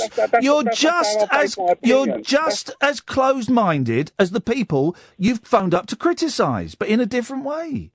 And so what are you? You're completely perfect, and it just makes you look good. And there we go again. There we go again. Yeah, I know, because you took it personally, Ian. No, I took the insult to me personally, yeah. But I'm trying to... I know I'm not perfect at all. Of course not. I'm just a bloke... Perfect. I'm not perfect. I know you're not, Billy. If you pull me up... I know you say that with, like... But it's kind of like if you pull me up on it, I'll address it. And it's kind of like... But I've pulled you up on something, and you've not addressed anything. I've pulled you up on 2 points, and you've not addressed them. You've just come in with a pop. Yeah, but I asked you to explain them, and you just said this thing and that bit, but without explaining what I've done. I said this thing and that thing, and they were the explanations, but you were choosing not to listen. Yeah, but you said this and that. You didn't sort of like, you didn't say what. Okay, there are lots of hypocrisies. There are lots of hypocrisies in the Bible. Yeah. I'm aware of that. But apparently, only lefty liberals. No, picked up. That is out of order. But I mean, again, it's kind of. But that's what you said, so I can only go by what you said. And you said only lefty liberals do that. Bring that argument up. I'm just sort of mean like kind of. I'm liberal myself, Ian. But then sometimes people get like a bit wishy-washy and kind of like. Sort of like, it's a good way to see the best in things. I'm fully sort of like adverse with that. But I don't think you choose to see the best in things. I do, mate. I do, and that's what I pride myself on, Ian. And it's kind of like. But then But then why have you just phoned up? And why? I don't understand why you're having a pop at Islam then. I'm not having a pop at Islam. But you were. You were saying that you can't. You're not allowed to criticise Islam because under Sharia law, people would get stoned. No, it's not criticised if you question. How does that impact? It's very strict. Okay, and so is the Bible, mate. The Bible is full of horror and war and nonsense. Yeah, but does it run our sort of our police system, or does it run our sort of political system? Yes, it does. Yes, it does. Yes, it does. We're getting there. There's a little chink of light. Yes, it does. Okay. Yeah, well, I mean, I just saying that the other things are extreme, but I'll just leave it at that because it's not obviously a great subject, is it?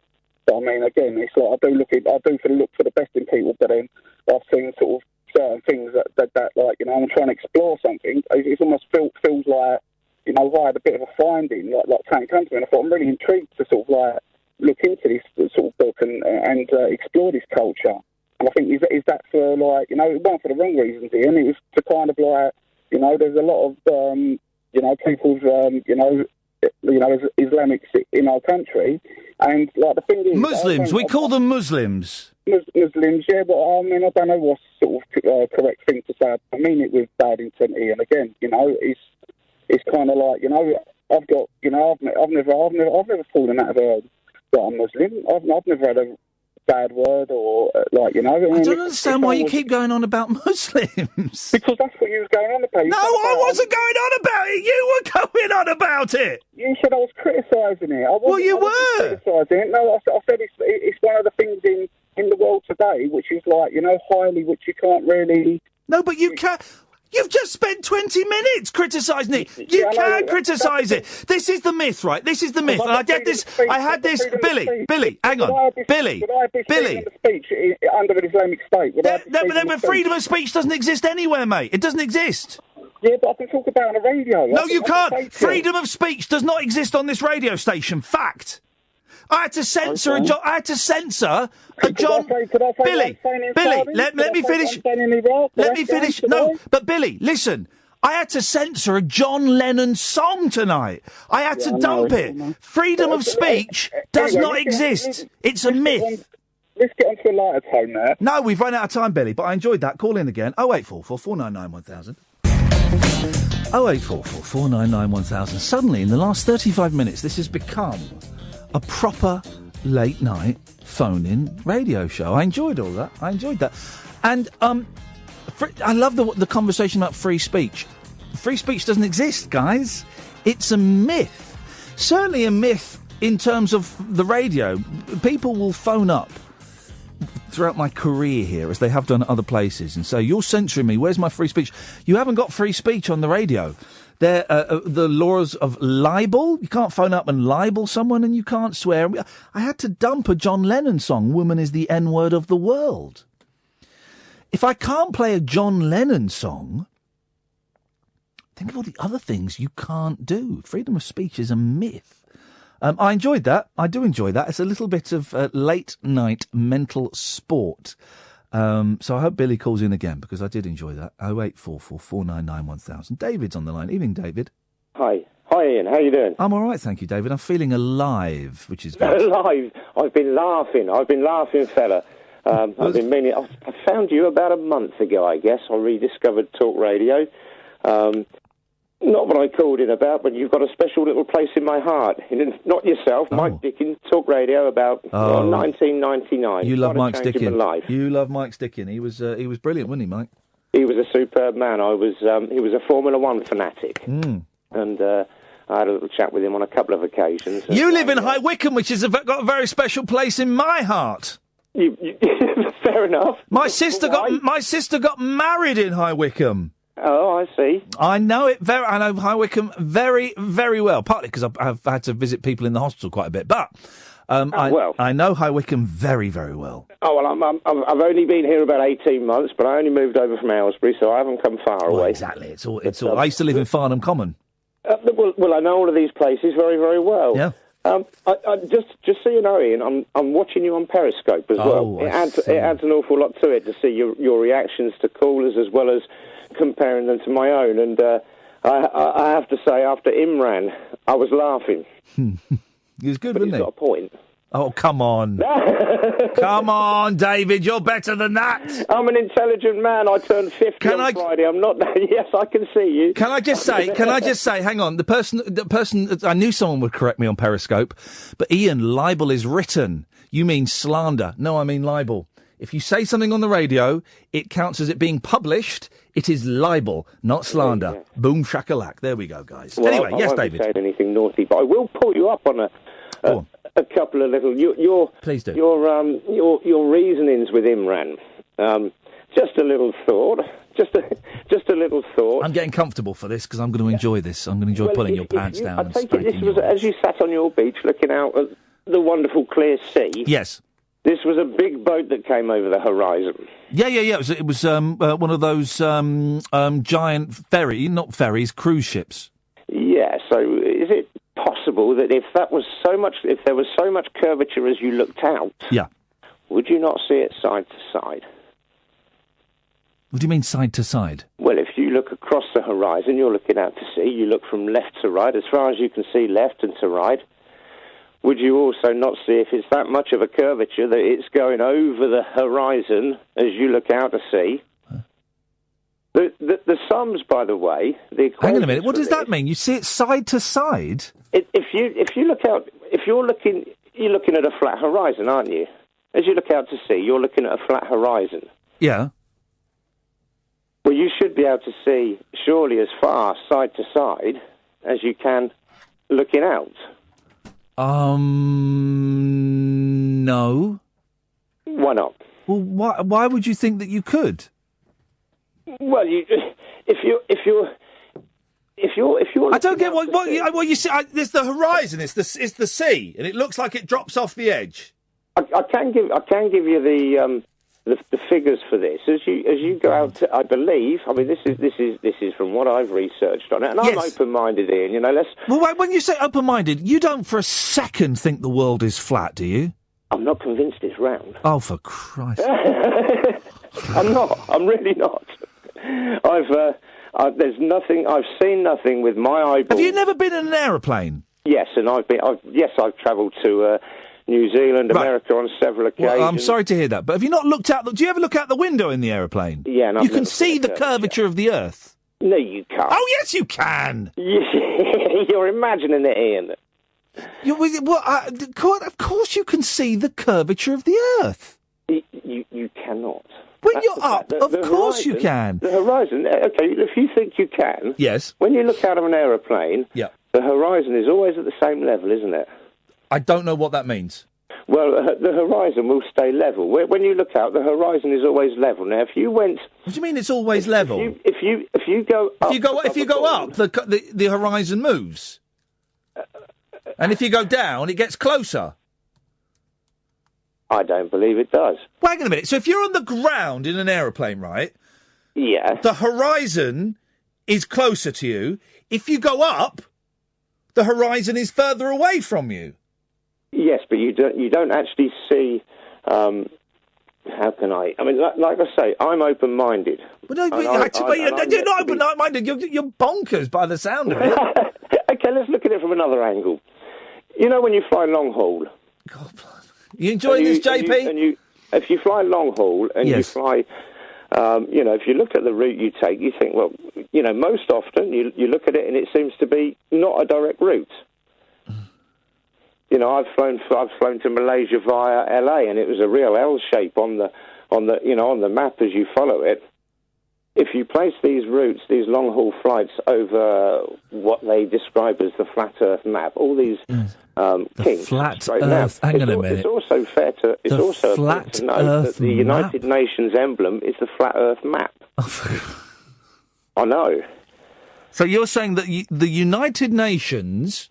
You look up the United Nations emblem. It's a map. I know what the flat Earth map is. It's like those kind of sort of shape, those but it's like orange peel shapes, and it's got the Earth on it. No, it isn't. No, that is your unwrapped globe. That's if you take an. Right. So you're saying the UN know that the Earth is flat. Well, look at the UN logo. Right. What's at the end? What's at the end? Another point to note. Hang on a minute. What's at the? Another point to note. No. Hang on a minute. Let's focus on this. What's at the end of the Earth?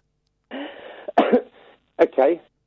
On the flat Earth map, you've got the North Pole. No. In your world, David. Around the outside. What's on the end of the Earth? If you kept sailing and sailing and sailing until you got to the edge, what would you find? Like turtles stood on each other's backs, or? How about imagining Antarctica, which we never fly over? Well, how about answering my question? Well, I am. Because, you're sort of about going out to sea into nothing. Well, how about if you imagine that, Imagine that the North Pole is in the centre of the map. What's at the edge of the Earth? The Antarctica. Right, so what's after Antarctica? Ice, and who knows? But it's ice forever. It's infinite ice. Antarctica is a complete military zone, a no-go zone. And you can't cross it. Right, OK. Thanks for calling, David. Right, we've got to rattle through these. We've got a guest on at midnight, Shawn Levy, who's written a brilliant book about Jerry Lewis. Alfie! You right, mate? Hello, Alfie. What you got for us? Well, I wanted to kind of stick with the conspiracy talk that we've been getting into, because I feel like the last two callers have they've had some good points, but I didn't agree with what they were saying. So the last one didn't have any good points, but go on. Yeah. Well, I was just wondering if you've got any alternative 9/11 theories. No. Anything at all? No. I think what happened was a group of terrorists hijacked some aeroplanes and crashed them into some buildings. And that's it? And I know that makes me a sheeple, but I know your terminology. Yeah, I think some really clever terrorists got lucky and had trained up, and they smashed into some buildings. Yeah, that's what I think. I mean, it's a bit of a simple explanation. I can't even say the word. Well, that's not so simple, is it? But why can't the simple explanation be the real explanation? Why has it got to be more complicated? I just think that things aren't that simple. But what if things are that simple? Well, they can be, but I think for that event. Go on then. Go on then. Go on then. Let's do it. Let's dive in head first. Let's do it. You really want me to dive Alfie, in right now? What happened on 9/11? Well, I think it's a combination of three things and three nations. Okie dokie. Here we go. Okay, number one, the Bush administration and the individuals in it. People like, not George Bush himself, because he even ties his own shoelaces. We're not going to talk about him. People like Dick Cheney, Paul Wolfowitz, Donald Rumsfeld, all have a hand in the attacks. In what? In what? How? Well, have you heard of the Project for New American Century? How did Dick Cheney have a hand in 9/11? Well, he was in the underground bunker in the White House during the whole day, and no one actually knows what he was up to. So, I mean, how do you know that? Because there's photos that were released by the White House just a few months ago of him in there. When did he go in the bunker? Did he go in the bunker before the aeroplanes hit the buildings? He was in there early in the morning. Right. Before the aeroplanes hit the buildings? Yes. How do you know that? Just because I've seen the photos. Where did you get these photos from? They was released from the White House's Twitter feed. They're on the White House's Twitter feed, were they? Yes. So what do I need? What do I need to Google to see these photos? Tell me what to Google. You can just type in. I want to see the photos of Dick Cheney in the White House underground bunker before the planes, before it had been announced those planes had been hijacked. I want to see those pictures. What do I Google? You'll just type in Dick Cheney 9/11 and you'll see photos of what he was doing. He's got his 11. He's got his feet up. He looks very cozy. He's just sitting there watching everything. So, yeah. Okay, right. I'm sorry, because the first website is a website called 9/11 Research. I'm guessing they might be a little bit biased. I'm reading the comments on your Periscope as well, and I'm getting a hell of a lot of well, ignore those. Ignore them, Alfie. They're idiots on Periscope. Ignore them. There's nothing to do with me, and ignore them. And I'm trying to find a way around that because they do. Don't worry about that. But you've got to accept though, if you're going to put forward theories, you're going to get criticism. Oh, of course. Yeah. Okay, but these are all everything that's coming up. InfoWars. They're all coming up from slightly biased opportunities. Yeah. Anyway, let's assume that's right. So what did he have to do with 9/11? Well, like I was talking to you about, I was talking about the Project for New American Century, and that was a think tank that came out in the 90s And basically, in this document, they outlined about 6 or 7 countries that they wanted to go to war with. Yeah. And in this document, it had the names of Afghanistan and Iraq. And Right. Tell me about the aeroplanes. Tell me about the aeroplanes going into the building, right? Mm-hmm. How did Dick Cheney arrange that? Well, I don't think it's him. This is just one individual we're talking about. There's other players involved. I'm just telling you. Who arranged for the aeroplanes to go into the Twin Towers? Personally, I believe like I said when I said earlier, that it was a combination of 3 agencies. I personally believe that it was the Saudi royals and the Mossad. Right. So hang on a minute. All right. Mm. So so not the Americans. No. So the Americans weren't involved in it?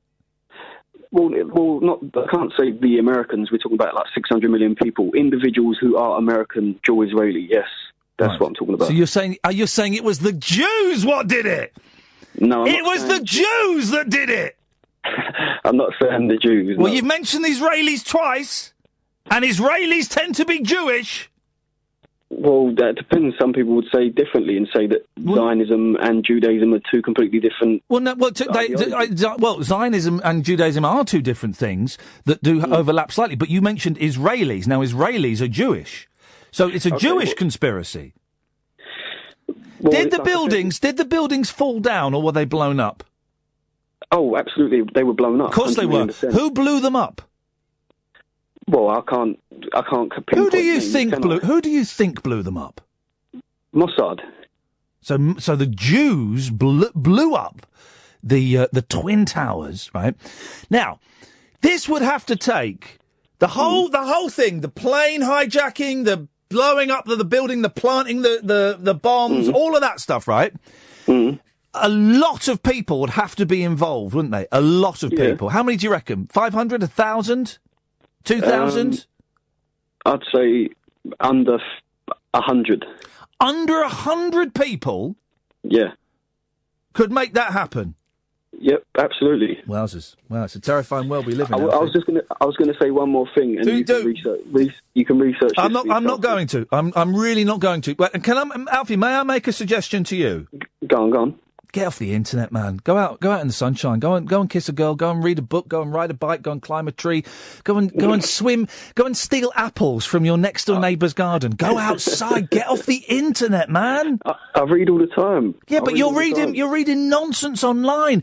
Go and read a good novel. Go and read a book about the Beatles. Go and listen to the Beatles. Go and listen to Jimi Hendrix. Go outside. Go for a walk barefoot on the beach, Alfie.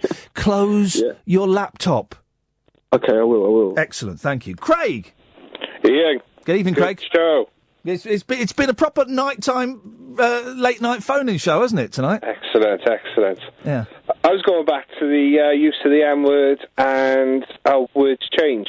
Yeah, sorry, someone's tweeted, has the unexplained on Talk Radio moved from Sunday nights to this evening? What's going on? I don't know what's going on. Anyway, go on, Craig, yes. Yeah, it's called euphemism treadmill. What? I've got their second album somewhere. It's how words change. Words that are okay change to be insults over time. Oh yeah. So, like in America, it's the National Association, the Advancement of Coloured People, is the civil rights movement for black people, but we can't use the word coloured people anymore. Well, no, and also, if in America, if you use the word black people, that's frowned upon. It's African American, of course, and I've done interviews with Americans where I've said black people, and you can audibly hear them wince. Yeah, and the National Congress of American Indians, because back when those were set up, those words were okay. Yeah, and we can't say American Indians anymore. Even though I think Stephen Fry said that they sometimes accept it. So, yeah, words do change. You know, like Burke used to be part of a swear word. It was Berkeley Hunt. Yeah. It's rhyming slang, isn't it? But we can say Burke now. It's a polite one. Was it Berkshire? Anyway, it doesn't matter. Yeah, we can. Craig, I've got to move on because I want to squeeze in 2 more calls if I can before we get our guest after midnight. Lee! Yeah, I'm here. Hello, Lee. How you going, mate? All right? I'm all right, Lee. What you got for us? We haven't got long, I'm afraid. Also, I was totally different topic. I just want to talk about the law and trading standards at the minute. The film trading standards? No, that's just trading in general, places. Like just the people who are trading standards. Yes. But the police. Because at the minute, I've got an ongoing investigation that's been going on for 2 years. Who's investigating it? The police? No, the trading standards. Okay, fine. We can talk about it then. Go on. Because I was buying stuff from a website what anyone can go and order from, but they've randomly turned up at my door one day saying I didn't have the copyright to sell that product. Uh-oh. So now it's gone on for 2 years, but what I want to talk about is what are you supposed to do in 2 years? So my court date's on the 29th of October. All right, so it's going to court? Well, because if it's going to court, we can't talk about it. All right. Sorry, put Rashid on, because we will... Sorry, if it's going to court, we can't talk about it. Rashid, you got a last-minute reprieve there. Oh, Ian, if the world is flat, hold on, we can't even sort out the world. We're talking about 9/11. Who done that? We can't agree on the world. I know, we can't get that. And the Muslims, which I am one, we can't agree on the moon. We can't even start Ramadan at the same time. Right? We're all confused. Ian, yes. If the world was flat, would it be a rectangle shape? Because what I see on the moon reflecting from the sun is a sphere. The Earth's sphere. I see the curve of the Earth on the moon. Boom! We basically, Rashid, we're screwed, aren't we? Yes, and can I just say, by the way, right, everyone that's called in this hour, and we've had an argument and a tussle, Billy and Imran, all those, I hope they all took it in the spirit it was intended. I want those people to call in again. And I hope they enjoyed the locking of horns and the sport of a darn good argument and people disagreeing with them. And I've really enjoyed the last hour, Rashid, and I want those people to call in again. And other people listening that have strong opinions about things. You know, you will be challenged. We can learn from each other. We can learn on a journey of learning. Of course we can.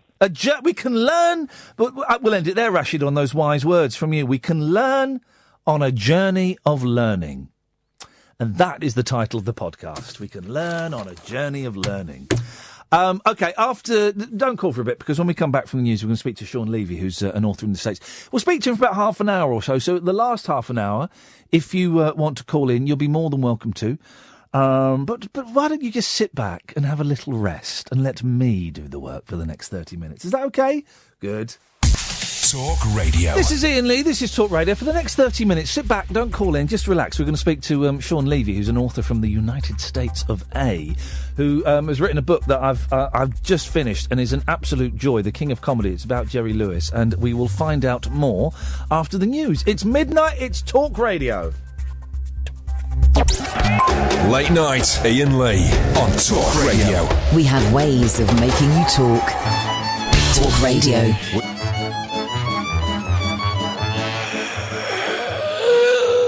I'm a little busybody, though I know it's very shoddy. I insist on knowing what is going on with everybody, cause I'm such a busybody, always prying, always spying. I'm defying anyone to try to hide the facts from me. Now Mrs. Jones was with the doctor, and her pulse is finally clocked. As suddenly she sees me peeking, and to all her friends I'm shrieking, Mrs. Jones's valve is leaking. A mechanic she is seeking, cause her clutch needs overhauling, and her motor's always stalling. Mrs. Jones, you lonesome gal, you finally lost your trade in value. Now we come to Mr. Clunk. He thinks that I'm a little punk. He's always keeping up with Jones, and while I tap his telephone, I learn that they will disconnect if soon the bill they don't collect. The sheriff's gonna take it back, his brand new shiny Cadillac. So now I pass the news around that Mr. Clunk is bankrupt bound. I'm ruining his credit, and I know he won't forget it, though he thought I was a little punk that cabbage-headed. Mr. Clunk, I got the bank to fume and fret. They took his home, and better yet, they grabbed his television set because I'm such a busybody.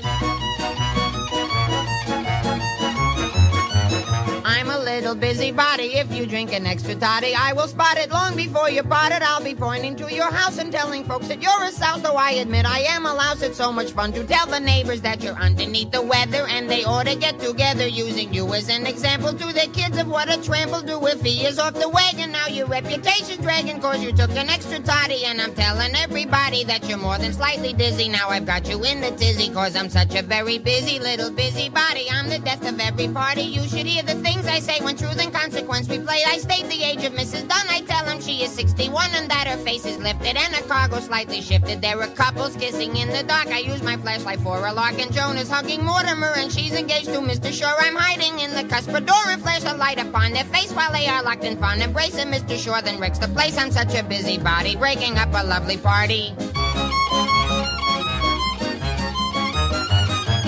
Mabel Smith is on the scale and suddenly she's growing pale, for in a chorus so endearing I have got the neighbors cheering. Darling, what a lovely weight. You weigh 188. You lick the pattern off the plate and then you bleed for more to eat. You look just like a strange balloon that drifted to us from the moon. And scientists must watch their step and see if you're a secret weapon. That is how the gossip goes, and all because I stick my nose in other people's dirty clothes. A heavy-winded guy I don't need a breath to say goodbye because I'm such a busy little busybody. Busy booty, busy body, booty busy. I haven't got any breath left. I'm trying. Busy body. Now.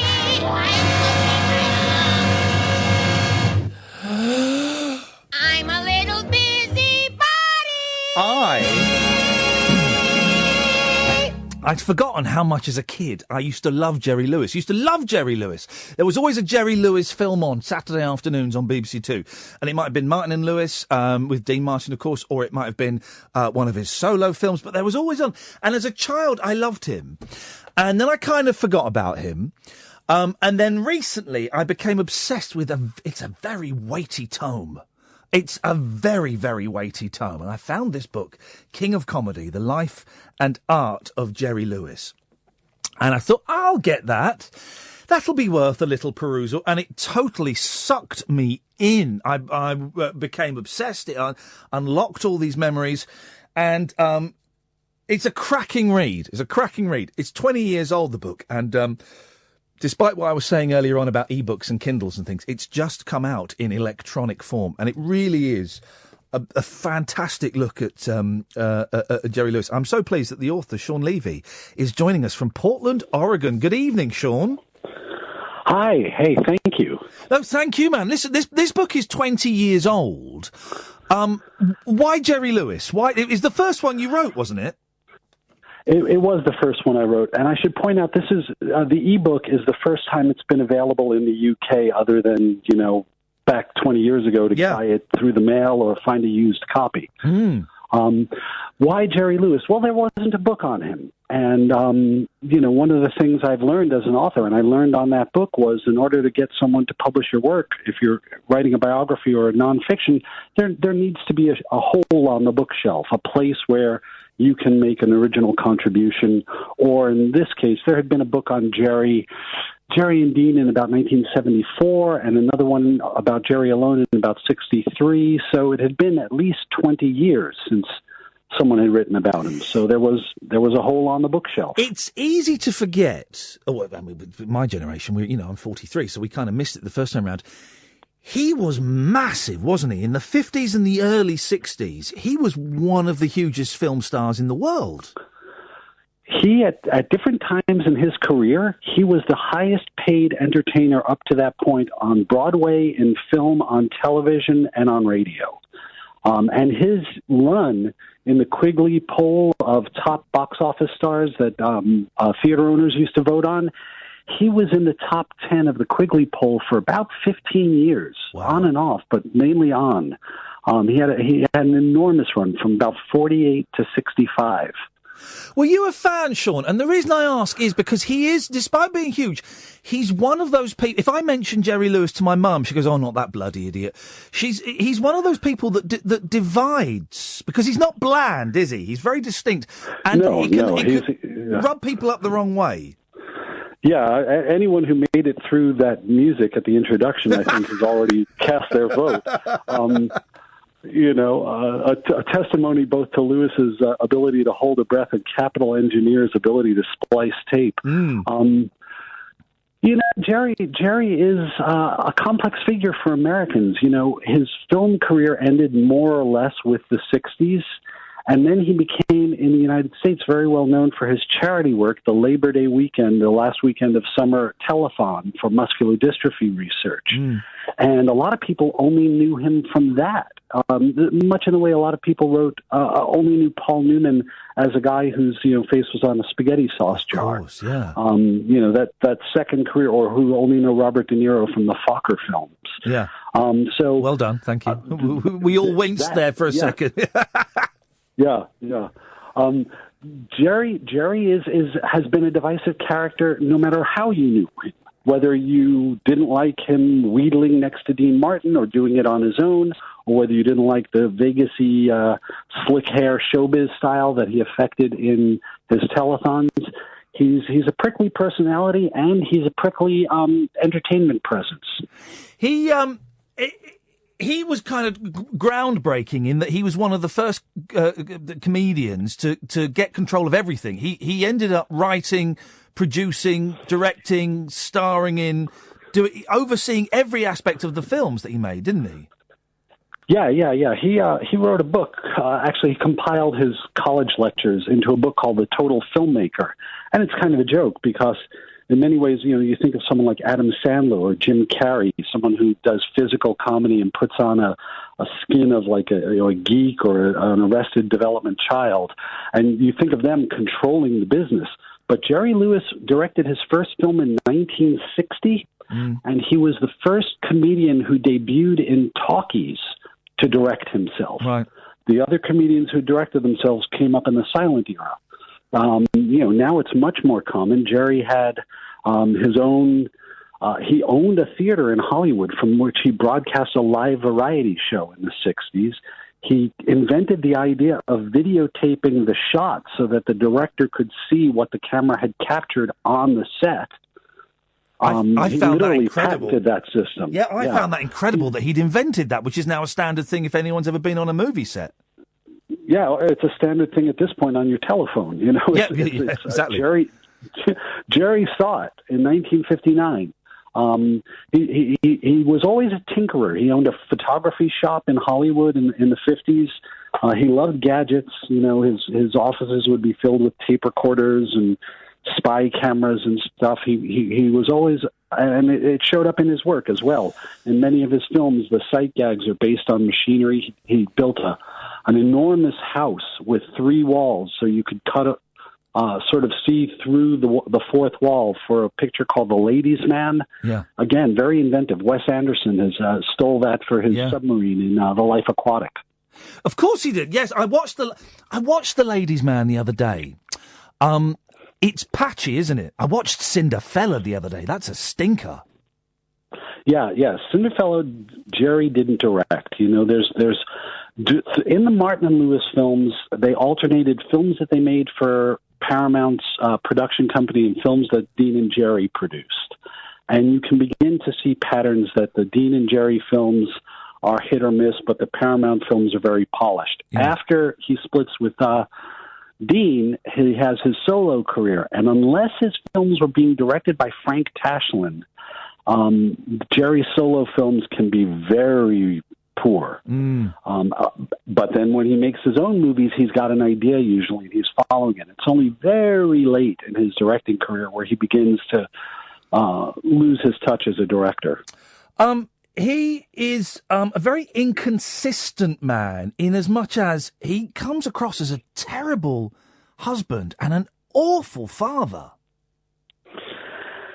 Yeah, you don't like to, as a researcher, as a writer, as someone, trying to come up with human empathy for your subject. It's very difficult when everyone close to your subject has negative experiences with them. Yeah. And it was difficult to write about Jerry Lewis in some regards because his personality was so brusque and he was so caustic and he was so, mean to people. There's a quote in the book from a publicist who I spoke to after I had a grisly encounter with Jerry. And he says, that guy has 3 sets of teeth. And that was his reputation in Hollywood, even as a young man. So I don't think he had a lot of people rallying around him when things were going poorly for him. You mentioned it, and I'm going to bring it up. The book is a great read, and I'm going to tweet the links to where people can get the ebook and stuff. Honestly, it's such a joy to read. It's one of the most detailed biographies I've read in a long time. And the story kind of wraps up, and then there's that delicious epilogue where you talk about meeting Jerry. Yeah. Jerry, I approached him asking if he would consent to being interviewed and, cast an approving eye on the project. And he invited me to meet him on his yacht in San Diego. And we had a cordial meeting.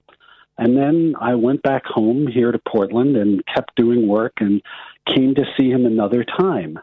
And the second visit, he was testy from the time I arrived. And he was, biting back at my questions. And I brought up the subject, the raw subject, poorly chosen in retrospect, of The Day the Clown Cried, the film he made in 1973 that's never been released, in which he played a clown at Auschwitz. It's an amazing premise for a movie. I mean, wow. When you hear it, you think, what? Yeah, this is not Life is Beautiful, a father protecting his son from the Holocaust, which is a poignant story to me. This is a circus clown being used by the Nazis to lead children into the gas chambers. Yeah, it's as blunt as wrestling that. with his conscience. Yeah. And I asked Jerry about it, and he lit me up. Really? He screamed and yelled profanities in my face. He was, his neck veins were bulging. He grabbed my tape recorder and pulled out the cassette, and he said he was going to erase everything that he'd said. I tried to apologize, and he kept getting angrier and angrier. That must have been terrifying, Shawn, to have been there and watch him explode. Yeah. That must have been terrifying. I'd never been in the military. I'd never played, high stakes sports. I'd never had anyone talk to me that way. Not that I'm some tender butterfly, but I'm from New York. This was impressive. It would have been impressive for in any context. Yeah. And then I had to continue researching and write the book on him. And it was useful in a way because it let me know, my gosh, these stories about him have a basis in truth. I can picture him doing this terrible thing because I've seen that dark side. And I wrote about it because it only seemed fair. Yeah. I think there's a... one of the things I was proudest of in the way the book was received in 1996 was that people said, it's a harsh but fair picture. You check it on every page, and it's scrupulously fair, said the New York Times. And my favorite review was in Screw magazine, which I didn't even know published book reviews. And they called it a remarkably fair portrait of a great American asshole. That's a great line. Did you ever begged them to put it on the paperback, but they did not? It came out 20 years ago. Did you ever get any feedback from Jerry after the book came out? Oh, I did. Yeah, really? Yeah. He was touring the States in a revival of Damn Yankees, in which he played the role of Lucifer, Mr. Applegate, and he sent me a telegram. No. He sent me a telegram that someone had sent him. Right. He had met someone in Kansas. The person in Kansas sent him a telegram when Jerry was on the road in Cleveland or Philadelphia. Jerry took the telegram, stapled it to a page, showing me how beloved he is, even though I think he's, all these awful things. And then he mailed that to me from Cleveland or Philadelphia. So very cryptic. And as the book was being published around the country, he was touring around the country, and someone would ask him about it at a press conference, and he would denounce the book angrily, and immediately all the copies in the local bookstores would sell. So I didn't get a book tour, but Jerry did. So that is the best advertising you can get the subject of your book saying, it's worthwhile, it's none of it's true. Of course it's going to fly off the shelves.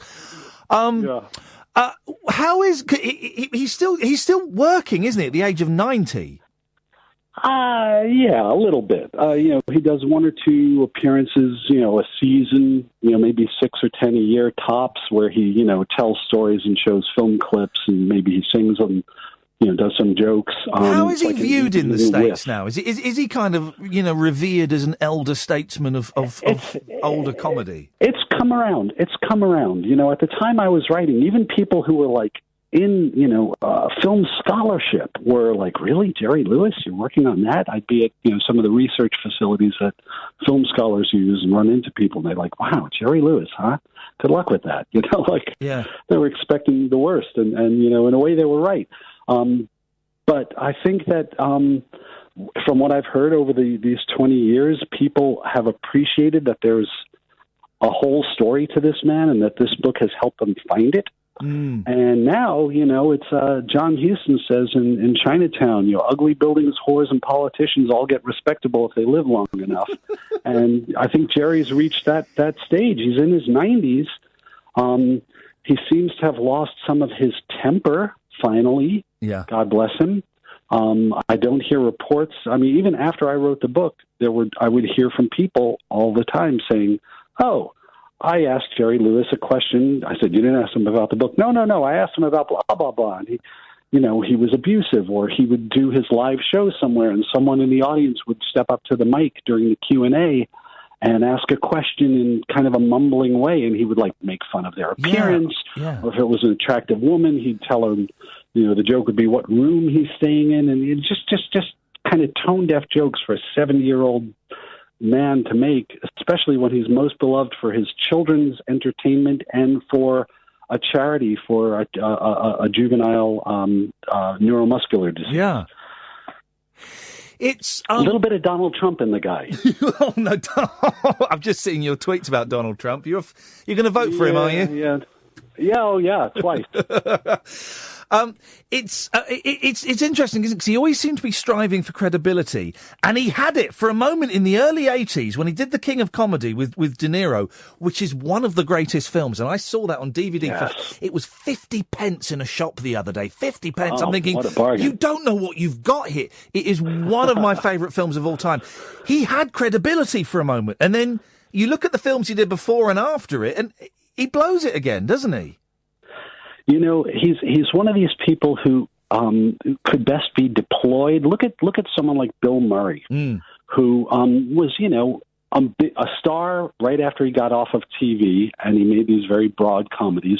And then his career kind of waned, and then he decided he was going to work for real directors and be an actor. Yeah. And now he's a beloved figure, and when his name's in a movie, you're eager to see it. Jerry could have had that career. He was in an arc of the TV series Wise Guy, which was about an undercover FBI agent posing as a gangster. Jerry played a man in the garment business in New York City who was being threatened by gangsters, and he was very good in that. And he could, on the basis of those two productions, King of Comedy and Wise Guy, he could have had a real career. But he's it depends on personal relationships, something like that, and he's difficult. He had difficulty with the star of the TV show he was on. He had some difficulty with De Niro. Yeah. So he cuts off his own nose and spites his face, and then he throws the knife at you. It's funny, you mentioned De Niro. I'm looking at your website, ShawnLevy.com, and you wrote a book about De Niro as well. I did. Did you get to meet him? No. Jerry wants to be flattered and wants to be, at the time, I expect to this day, but at the time I wrote about him, he wanted to be recognized. Yeah. He probably saw me as a vehicle for that. De Niro is actively antagonistic to the press and has been, by the way, since his debut. Yeah. One of the first interviews I discovered with De Niro from 71 or 72, before Mean Streets, he was so stammering in his speech that they transcribed what he said because they were apologizing for not being able to get real quotes out of this guy. Wow. They said, this is what his answers are like.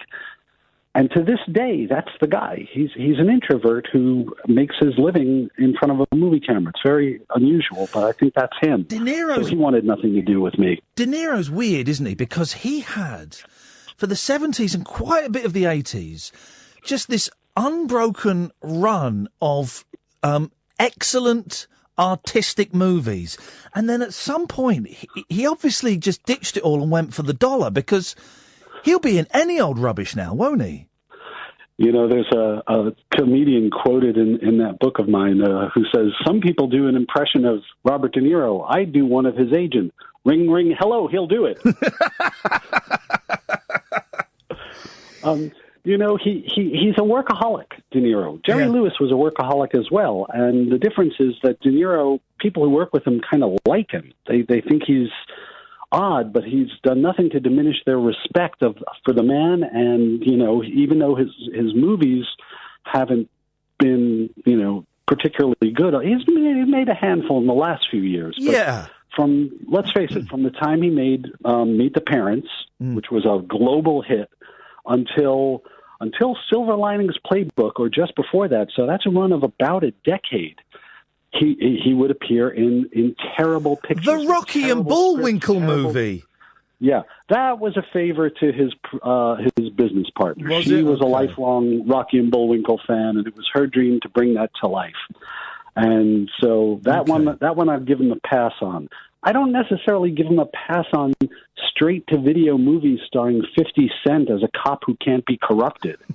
You know, that sounds quite good. I don't give him a pass. I don't give him a pass on movies starring, you know, Dakota Fanning and Eddie Murphy and Edward Burns and you know, the pre-Oscar Bradley Cooper. You know,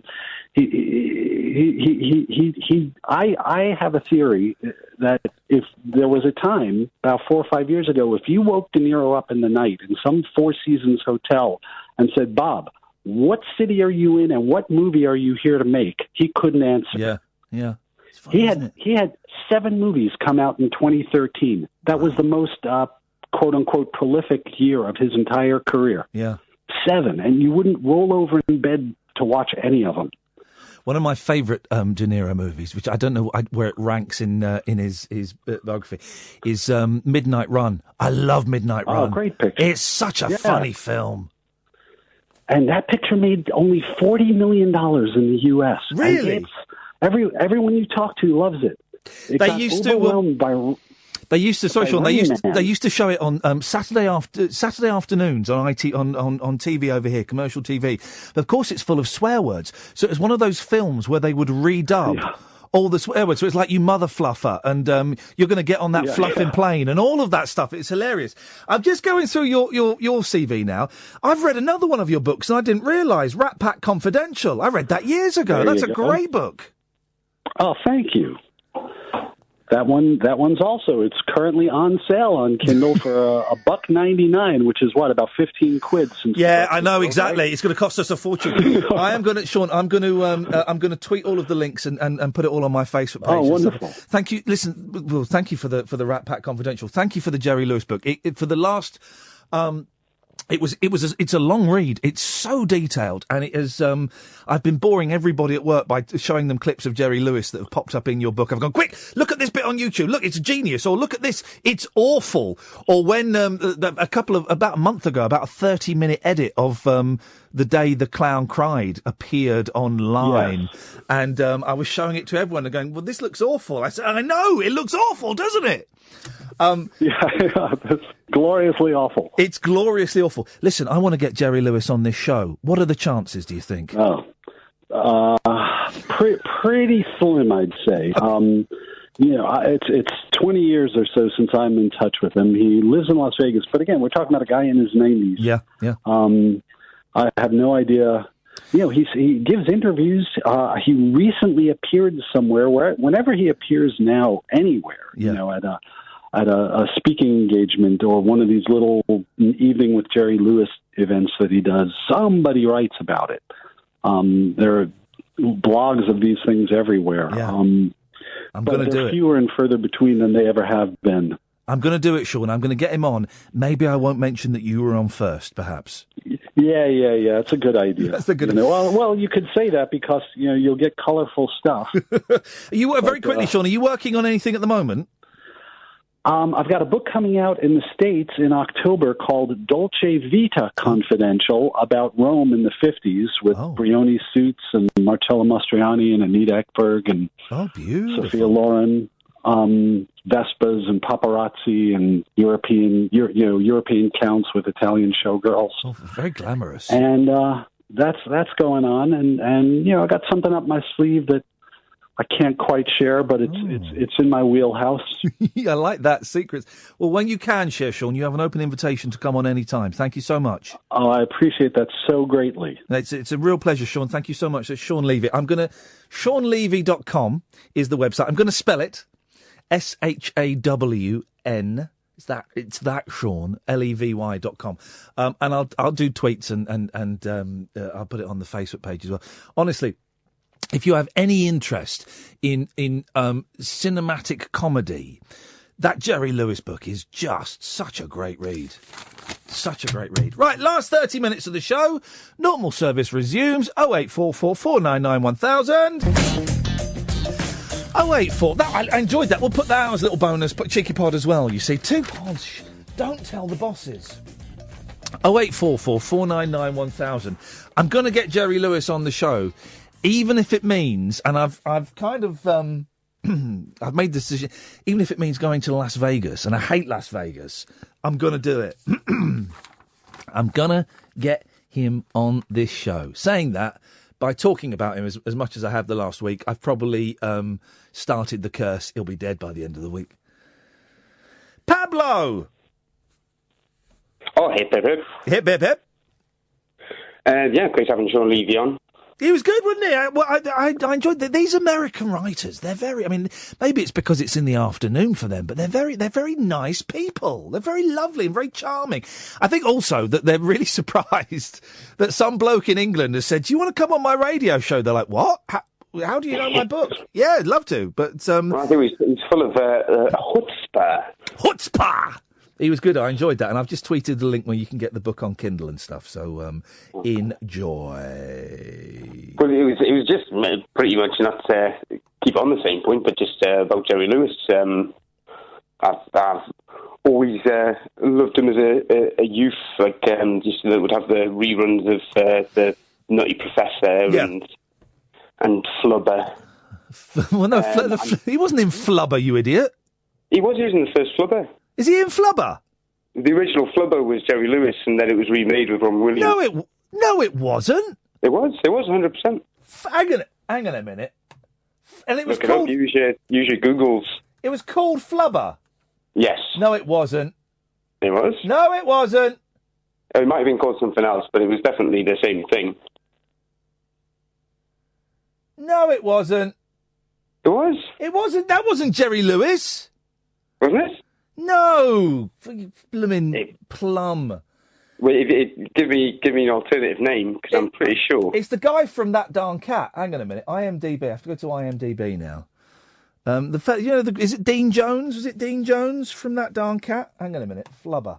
It's a Disney movie. I'm surprised I didn't know it was Flubber. Well, there's Son of Flubber from 1963. We're going to click on that. Let's see who that is. Is it Dean? I bet it's Dean Jones. No? Sorry, The Absent-Minded Professor. That was the original. What are you talking about? Right. Well, The Absent-Minded Professor, that wasn't Jerry Lewis. He was the nutty. Just by myself via Google. Fred. No, McMurray. It wasn't The Absent-Minded. I've just got a picture up there. No, would you like to apologise? And isn't it funny? No. I'm getting the flubber. The toughest time. We've had people saying that the 9/11 was a Jewish conspiracy. We've had people saying that that the Earth is flat, and I'm giving Pablo the toughest ride because he's mixed up Jerry Lewis with Fred McMurray. At least Jonathan gets the right to reply. I mean, but just on a completely different note, yes. King of Comedy. That's really good, isn't it? Who? Yeah, King of Comedy. Oh, I love the King of Comedy is such a great film. If anyone hasn't seen it, I don't know if it was a big critical success, but it kind of slipped under the radar in 1983. It's Robert De Niro, just at his creepiest best. I love it. It's such a joy. Rupert Pumpkin. Rupert Pumpkin. I've got a spot on my arm. Do you mind if I squeeze a spot while I talk to you? Please do. I don't think I'll be directly affected. Done it. Oh, that's horrible. Anyway. But it also reminds me of, what's that other film which is it's not in a similar vein, but it's a Billy Crystal film. Mr. Saturday Night. Mr. Saturday Night. I enjoyed that when that came out. I think that Billy Crystal films, I don't think they stand the test of time that well. I bet When Harry Met Sally isn't very good anymore. Well, I don't know. I think much with obviously you're having Shawn on. You like your zings, your swings and your hits when it comes to the old jokes, and yes. Mr. Saturday Night. Is that Uncle Al in the audience or Albuquerque in pants? The thing that made me slightly uncomfortable about Mr. Saturday Night was the ageing process they did on Billy Crystal, where he becomes an old man. Yeah, he did kind of almost resemble his character in The Princess Bride. Yeah. By the end of it, but I think it's a really good, especially if you think it's like for the time for like stand-ups in America, like through the 50s circuit, where it was like they were a three-piece. It was kind of slightly off music hall-y type of stuff, and then as it progresses through, Jerry Lewis is in that as well. Jerry Lewis isn't in that. He is in. He might be in that. He might be in that one. I'm going to give you. Yeah. I'm going to give you that one, Pablo. But yes, when they're all old and it's him, and I think I don't know if Milton Bill's there. There's a bunch of aged comedians, and they're all zinging each other. What was the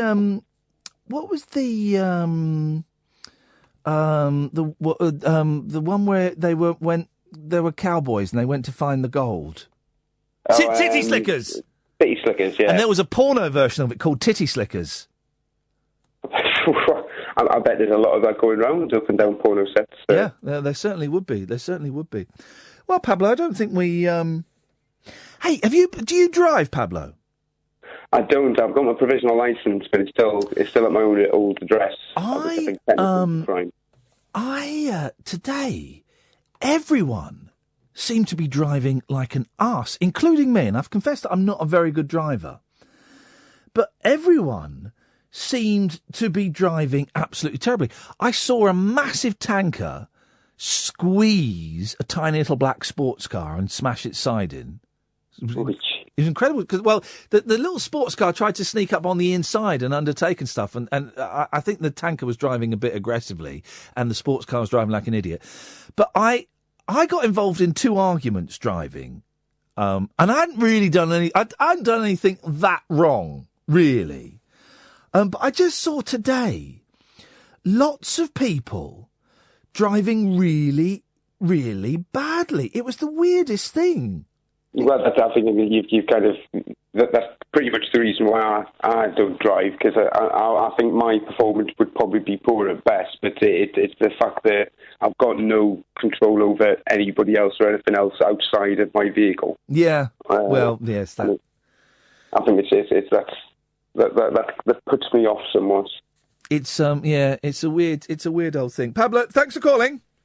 No bother. Tutty bye. 0844 499 1000. Last 20 minutes of the show. Yeah. So there we go. The last 18 minutes of the show, guys. You can still call in. Hasn't it been a weird show? I wonder where it's come from, because honestly, when I come in and say I've got nothing for the show, quite often I'm playing a little game with you. I have a vague idea. I don't have much for the show, but I have a vague idea of perhaps some things that I might like to play with. But tonight, I wasn't feeling up to it at all. It's weird. I miss Kath, because Kath helps make the show. And Emma and Ed are doing an excellent job. Excellent job, by the way, guys. They're not listening. That's how excellent the job is. They're not even paying attention. But they're doing an excellent job. But I miss Kath, and I always find that the producer I work with, it's a really significant thing for me. So, but also just feel it. It's been a real kind of nothingy day. My kids are going to go away for 2.5 weeks next week, and I'm looking forward to the peace I'm going to get. But I'm just thinking, actually, I'm really going to miss them a lot. Really going to miss them a lot, and so I'm kind of dreading that. And today, like I say, there was a weird tension in the air. And I noticed a lot of bad driving, some of it from me, a lot of road rage, some of it from me. Some guy was driving terribly, and I just got into the right lane. And he then tried to do that thing where he tried to drive me off the road and stuff. And he shouted out the window, "You effing idiot. Idiots like you that cause accidents." And I have caused accidents, but I was in the right there. And he was just shouting and shouting. So I got my phone and did the pretending to film him thing, and that stopped him in his tracks. But it's been a weird atmosphere today. And actually,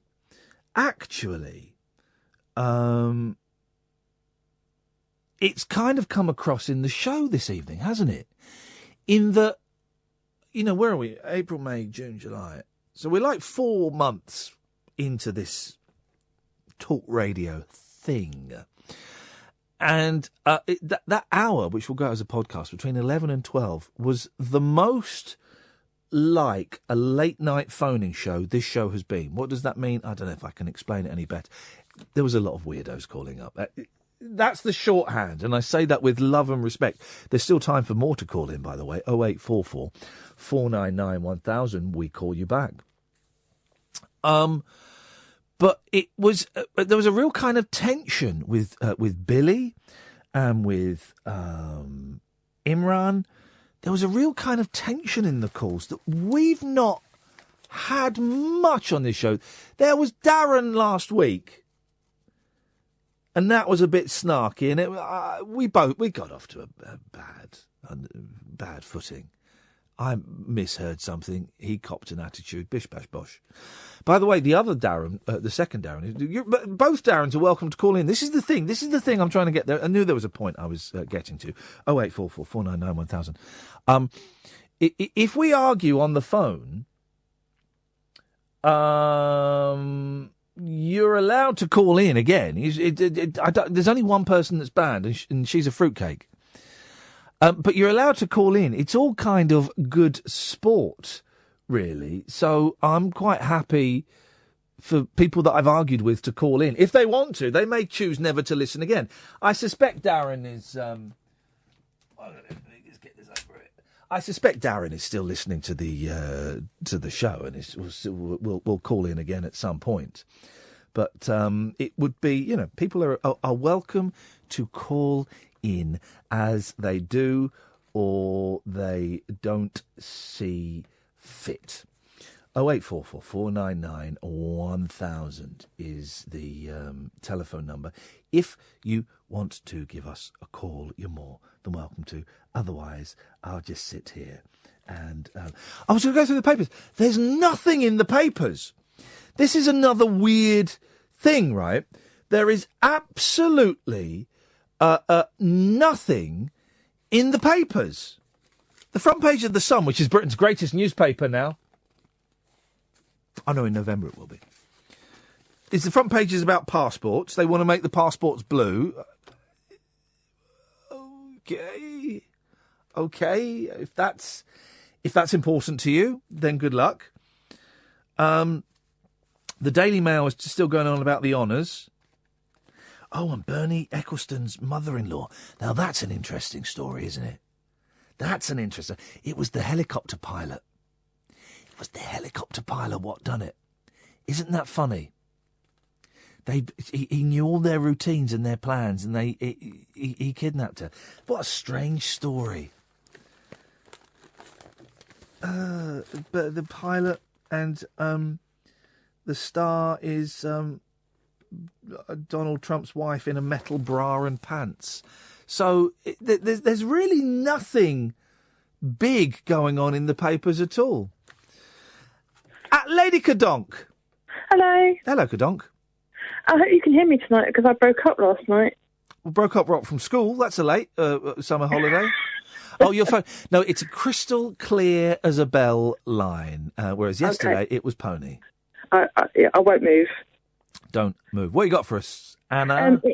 Iain Lee versus Radio. Oh, yes. Can you buy the tickets now, then, I'm guessing? No. Oh. November the 13th, Sunday, I'm in Luton somewhere. The tickets go on sale Friday. Oh, okay. What did he say? From a sex shop? He did say that. He did, from a sex shop? What would he say that for? Oh, because we were driving up from Finchley the other day back to home. Yeah. And we drove past 3 sex shops. In Finchley? No, from Finchley back to Oundle near Northampton. Okay. 3 sex shops? Yeah. Did you pop in for a bite to eat? No. No. Here's the thing I never got, right? I get most things in the bedroom, right? Edible underwear. Edible underwear? Edible underwear. Blimey, I'm not having any of that. No, I don't like the idea, I don't think I've done it, maybe once, of combining food and sex. They are 2 very, very separate pastimes, Anna. Very separate pastimes. Yeah. I don't think I'll go for edible underwear. No, I wouldn't. I'm just drawing a crying cactus for the people on Periscope. There we go. Hope they enjoy that. There are some very crazy Periscopers tonight. Yeah, now who's this Combat Sam that I've blocked? Apparently he's been on telly or something. Yeah, I don't know. Ray seems to know who he is, but I don't know who he is. Well, can you ask Ray Who who is he he, is? Ray? That Combat Sam. Former Lib Dem. Former Lib Dem. Oh, really? What was he saying that was so obnoxious? Oh, he was, making fun of my weight and mental health problems. Oh, really? He's a Lib Dem? Yeah. Nah, we'll not have none of that. I blocked him on Periscope, and he said rather pathetically, I don't think you have the full story. And I said, listen, buddy, I got listeners, and I trust certain listeners, and that's enough of the story. You're out of here. You're out of here, you loser. Some people were saying that I started it, but I don't think hang on a minute. Whoa! Combat Sam, I apologise. What did you start, Anna? Well, because he was going on about promoting you on the BBC. Yes. About you going back on the BBC, and he was repeating it. Oh, hang on a minute. I blocked someone who was going to promote me on the BBC. Well, he was. I can't remember which. It was something on some BBC station, and he was almost trolling the Periscope, and with other things as well. Hang on a minute. So I've just blocked someone who was going to promote me, and he's a Lib Dem. He's been Lib Dem good. Well, it's all right. I've got to get him back now. All right then. Oh, bloody hell, Anna! Oh, I got this all wrong. I don't know. It doesn't matter. These things happen. I prefer you anyway. Oh, that's all right then. That's all right then. And what is Ray going on about? Is he drunk? Probably. It's been food night. Anna, nice to talk to you. I'm going to move on because I want to get George in. Evening, George. Hello, George. Hello, Ian. Oh, you did my favourite thing then. You said your name. I love it. Do you know why? Go on. Do you know why? My name is Combat Sam. I am the Sam you just blocked on Periscope. Oh, no, is it? Yes. Oh, God almighty, this is awkwado! No, I have sympathy with you. Look, Uh-oh. Are you drunk? No. Okay. I came on Periscope and I listened to an interview with that guy from midnight to midnight. Yes. And I thought, and I've listened to you for a long time, and I thought, that's a great interview. You should be on BBC Radio 6, BBC Radio 2, that sort of thing. Yeah. So I thought, I'll go on Periscope, I'll say, come on guys, this guy needs to be on BBC, right? And I thought, I'll say it more than once, because it needs to be said more than once. Okay, right? well, hang on. How many times did you say it, Combat Sam? Not that much, but the people that you on your Periscope are lovely people, but they're a bit sensitive. They don't like things being repeated. And they've got a situation, and I apologise if I said a bit too far, but it was in good intentions, and I wouldn't do it if I didn't think you had the talent to be... Right, well, hang on a minute. Now, Ray's back on the line. Ray? Hello, yes. Yes. Now, Combat Sam's on the line. Can we, in the dying moments of what has been a very, very tense show, can we all strip off and dance around the maypole naked together?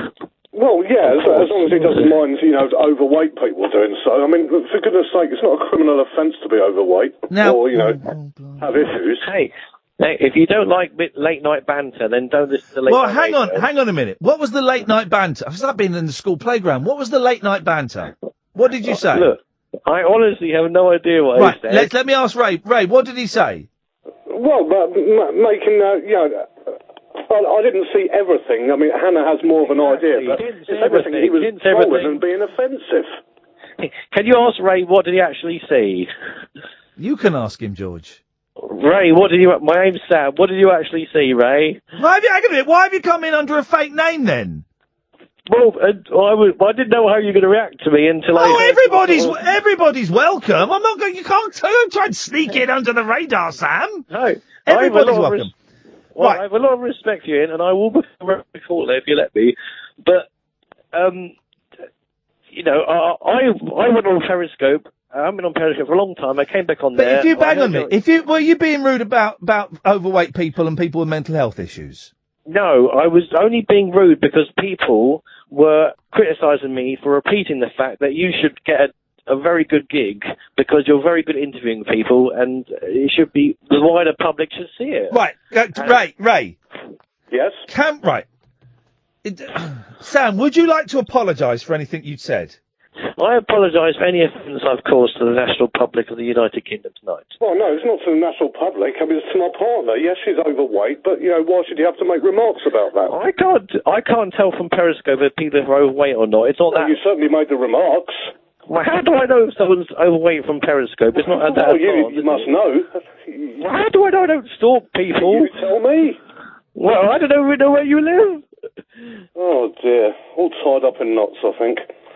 Well, no, it's logical. I don't know where you live. I don't know if you're fat or not. I don't live inside your house. It's ridiculous, these accusations. Well, many Periscope users have had you down as a troll. Right, hang on a minute, Sam. Sam, why did you tell someone to F off because they'd never heard of Jerry Lewis? Who's Jerry Lewis? Right, you told someone to F off because they hadn't heard of Jerry Lewis. Can you quote me that? I've never said that in my life. Well, no, but you said it to Kate on Periscope. Ian, have you seen that with your own eyes? I'm being told, but I'm being reliably informed. I don't want to. I've never said. I don't even know who Jerry Lewis is, so I can't tell anyone to say F off if you haven't heard Jerry Lewis, because I honestly believe if you look through the scroll, you will see that I've never said that. I'm good at right. Flipping it. I've just blocked someone I didn't mean to block. Oh dear. Loads of right. Okay. Right. Ian, you're a good broadcaster. You don't need me on your radio exactly. show. And exactly. And so therefore, I'm going to keep you blocked from Periscope. And why? Because I'm being told that you were rude. No, but Ian, you're a good advocate of fairness and justice. Exactly. You haven't seen this with your own eyes. I don't need to see it with my own eyes. Does a judge need to see the murder taking place before he sentenced someone to death? He's not a radio presenter. No, exactly. Neither am I a judge.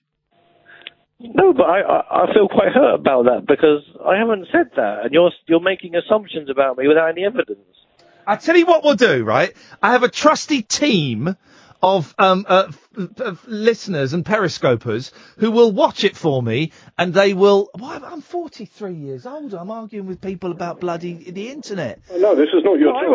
I only came on the Periscope thing to actually say how good you were, and I've come into a situation where I'm a bit upset shut up. Right, I'm unblocking him. Right, my decision. I'm unblocking him. If there's any more aggro, Sam, you're out. I think that's a very fair situation. I think you got off lightly. No, I think that's fair.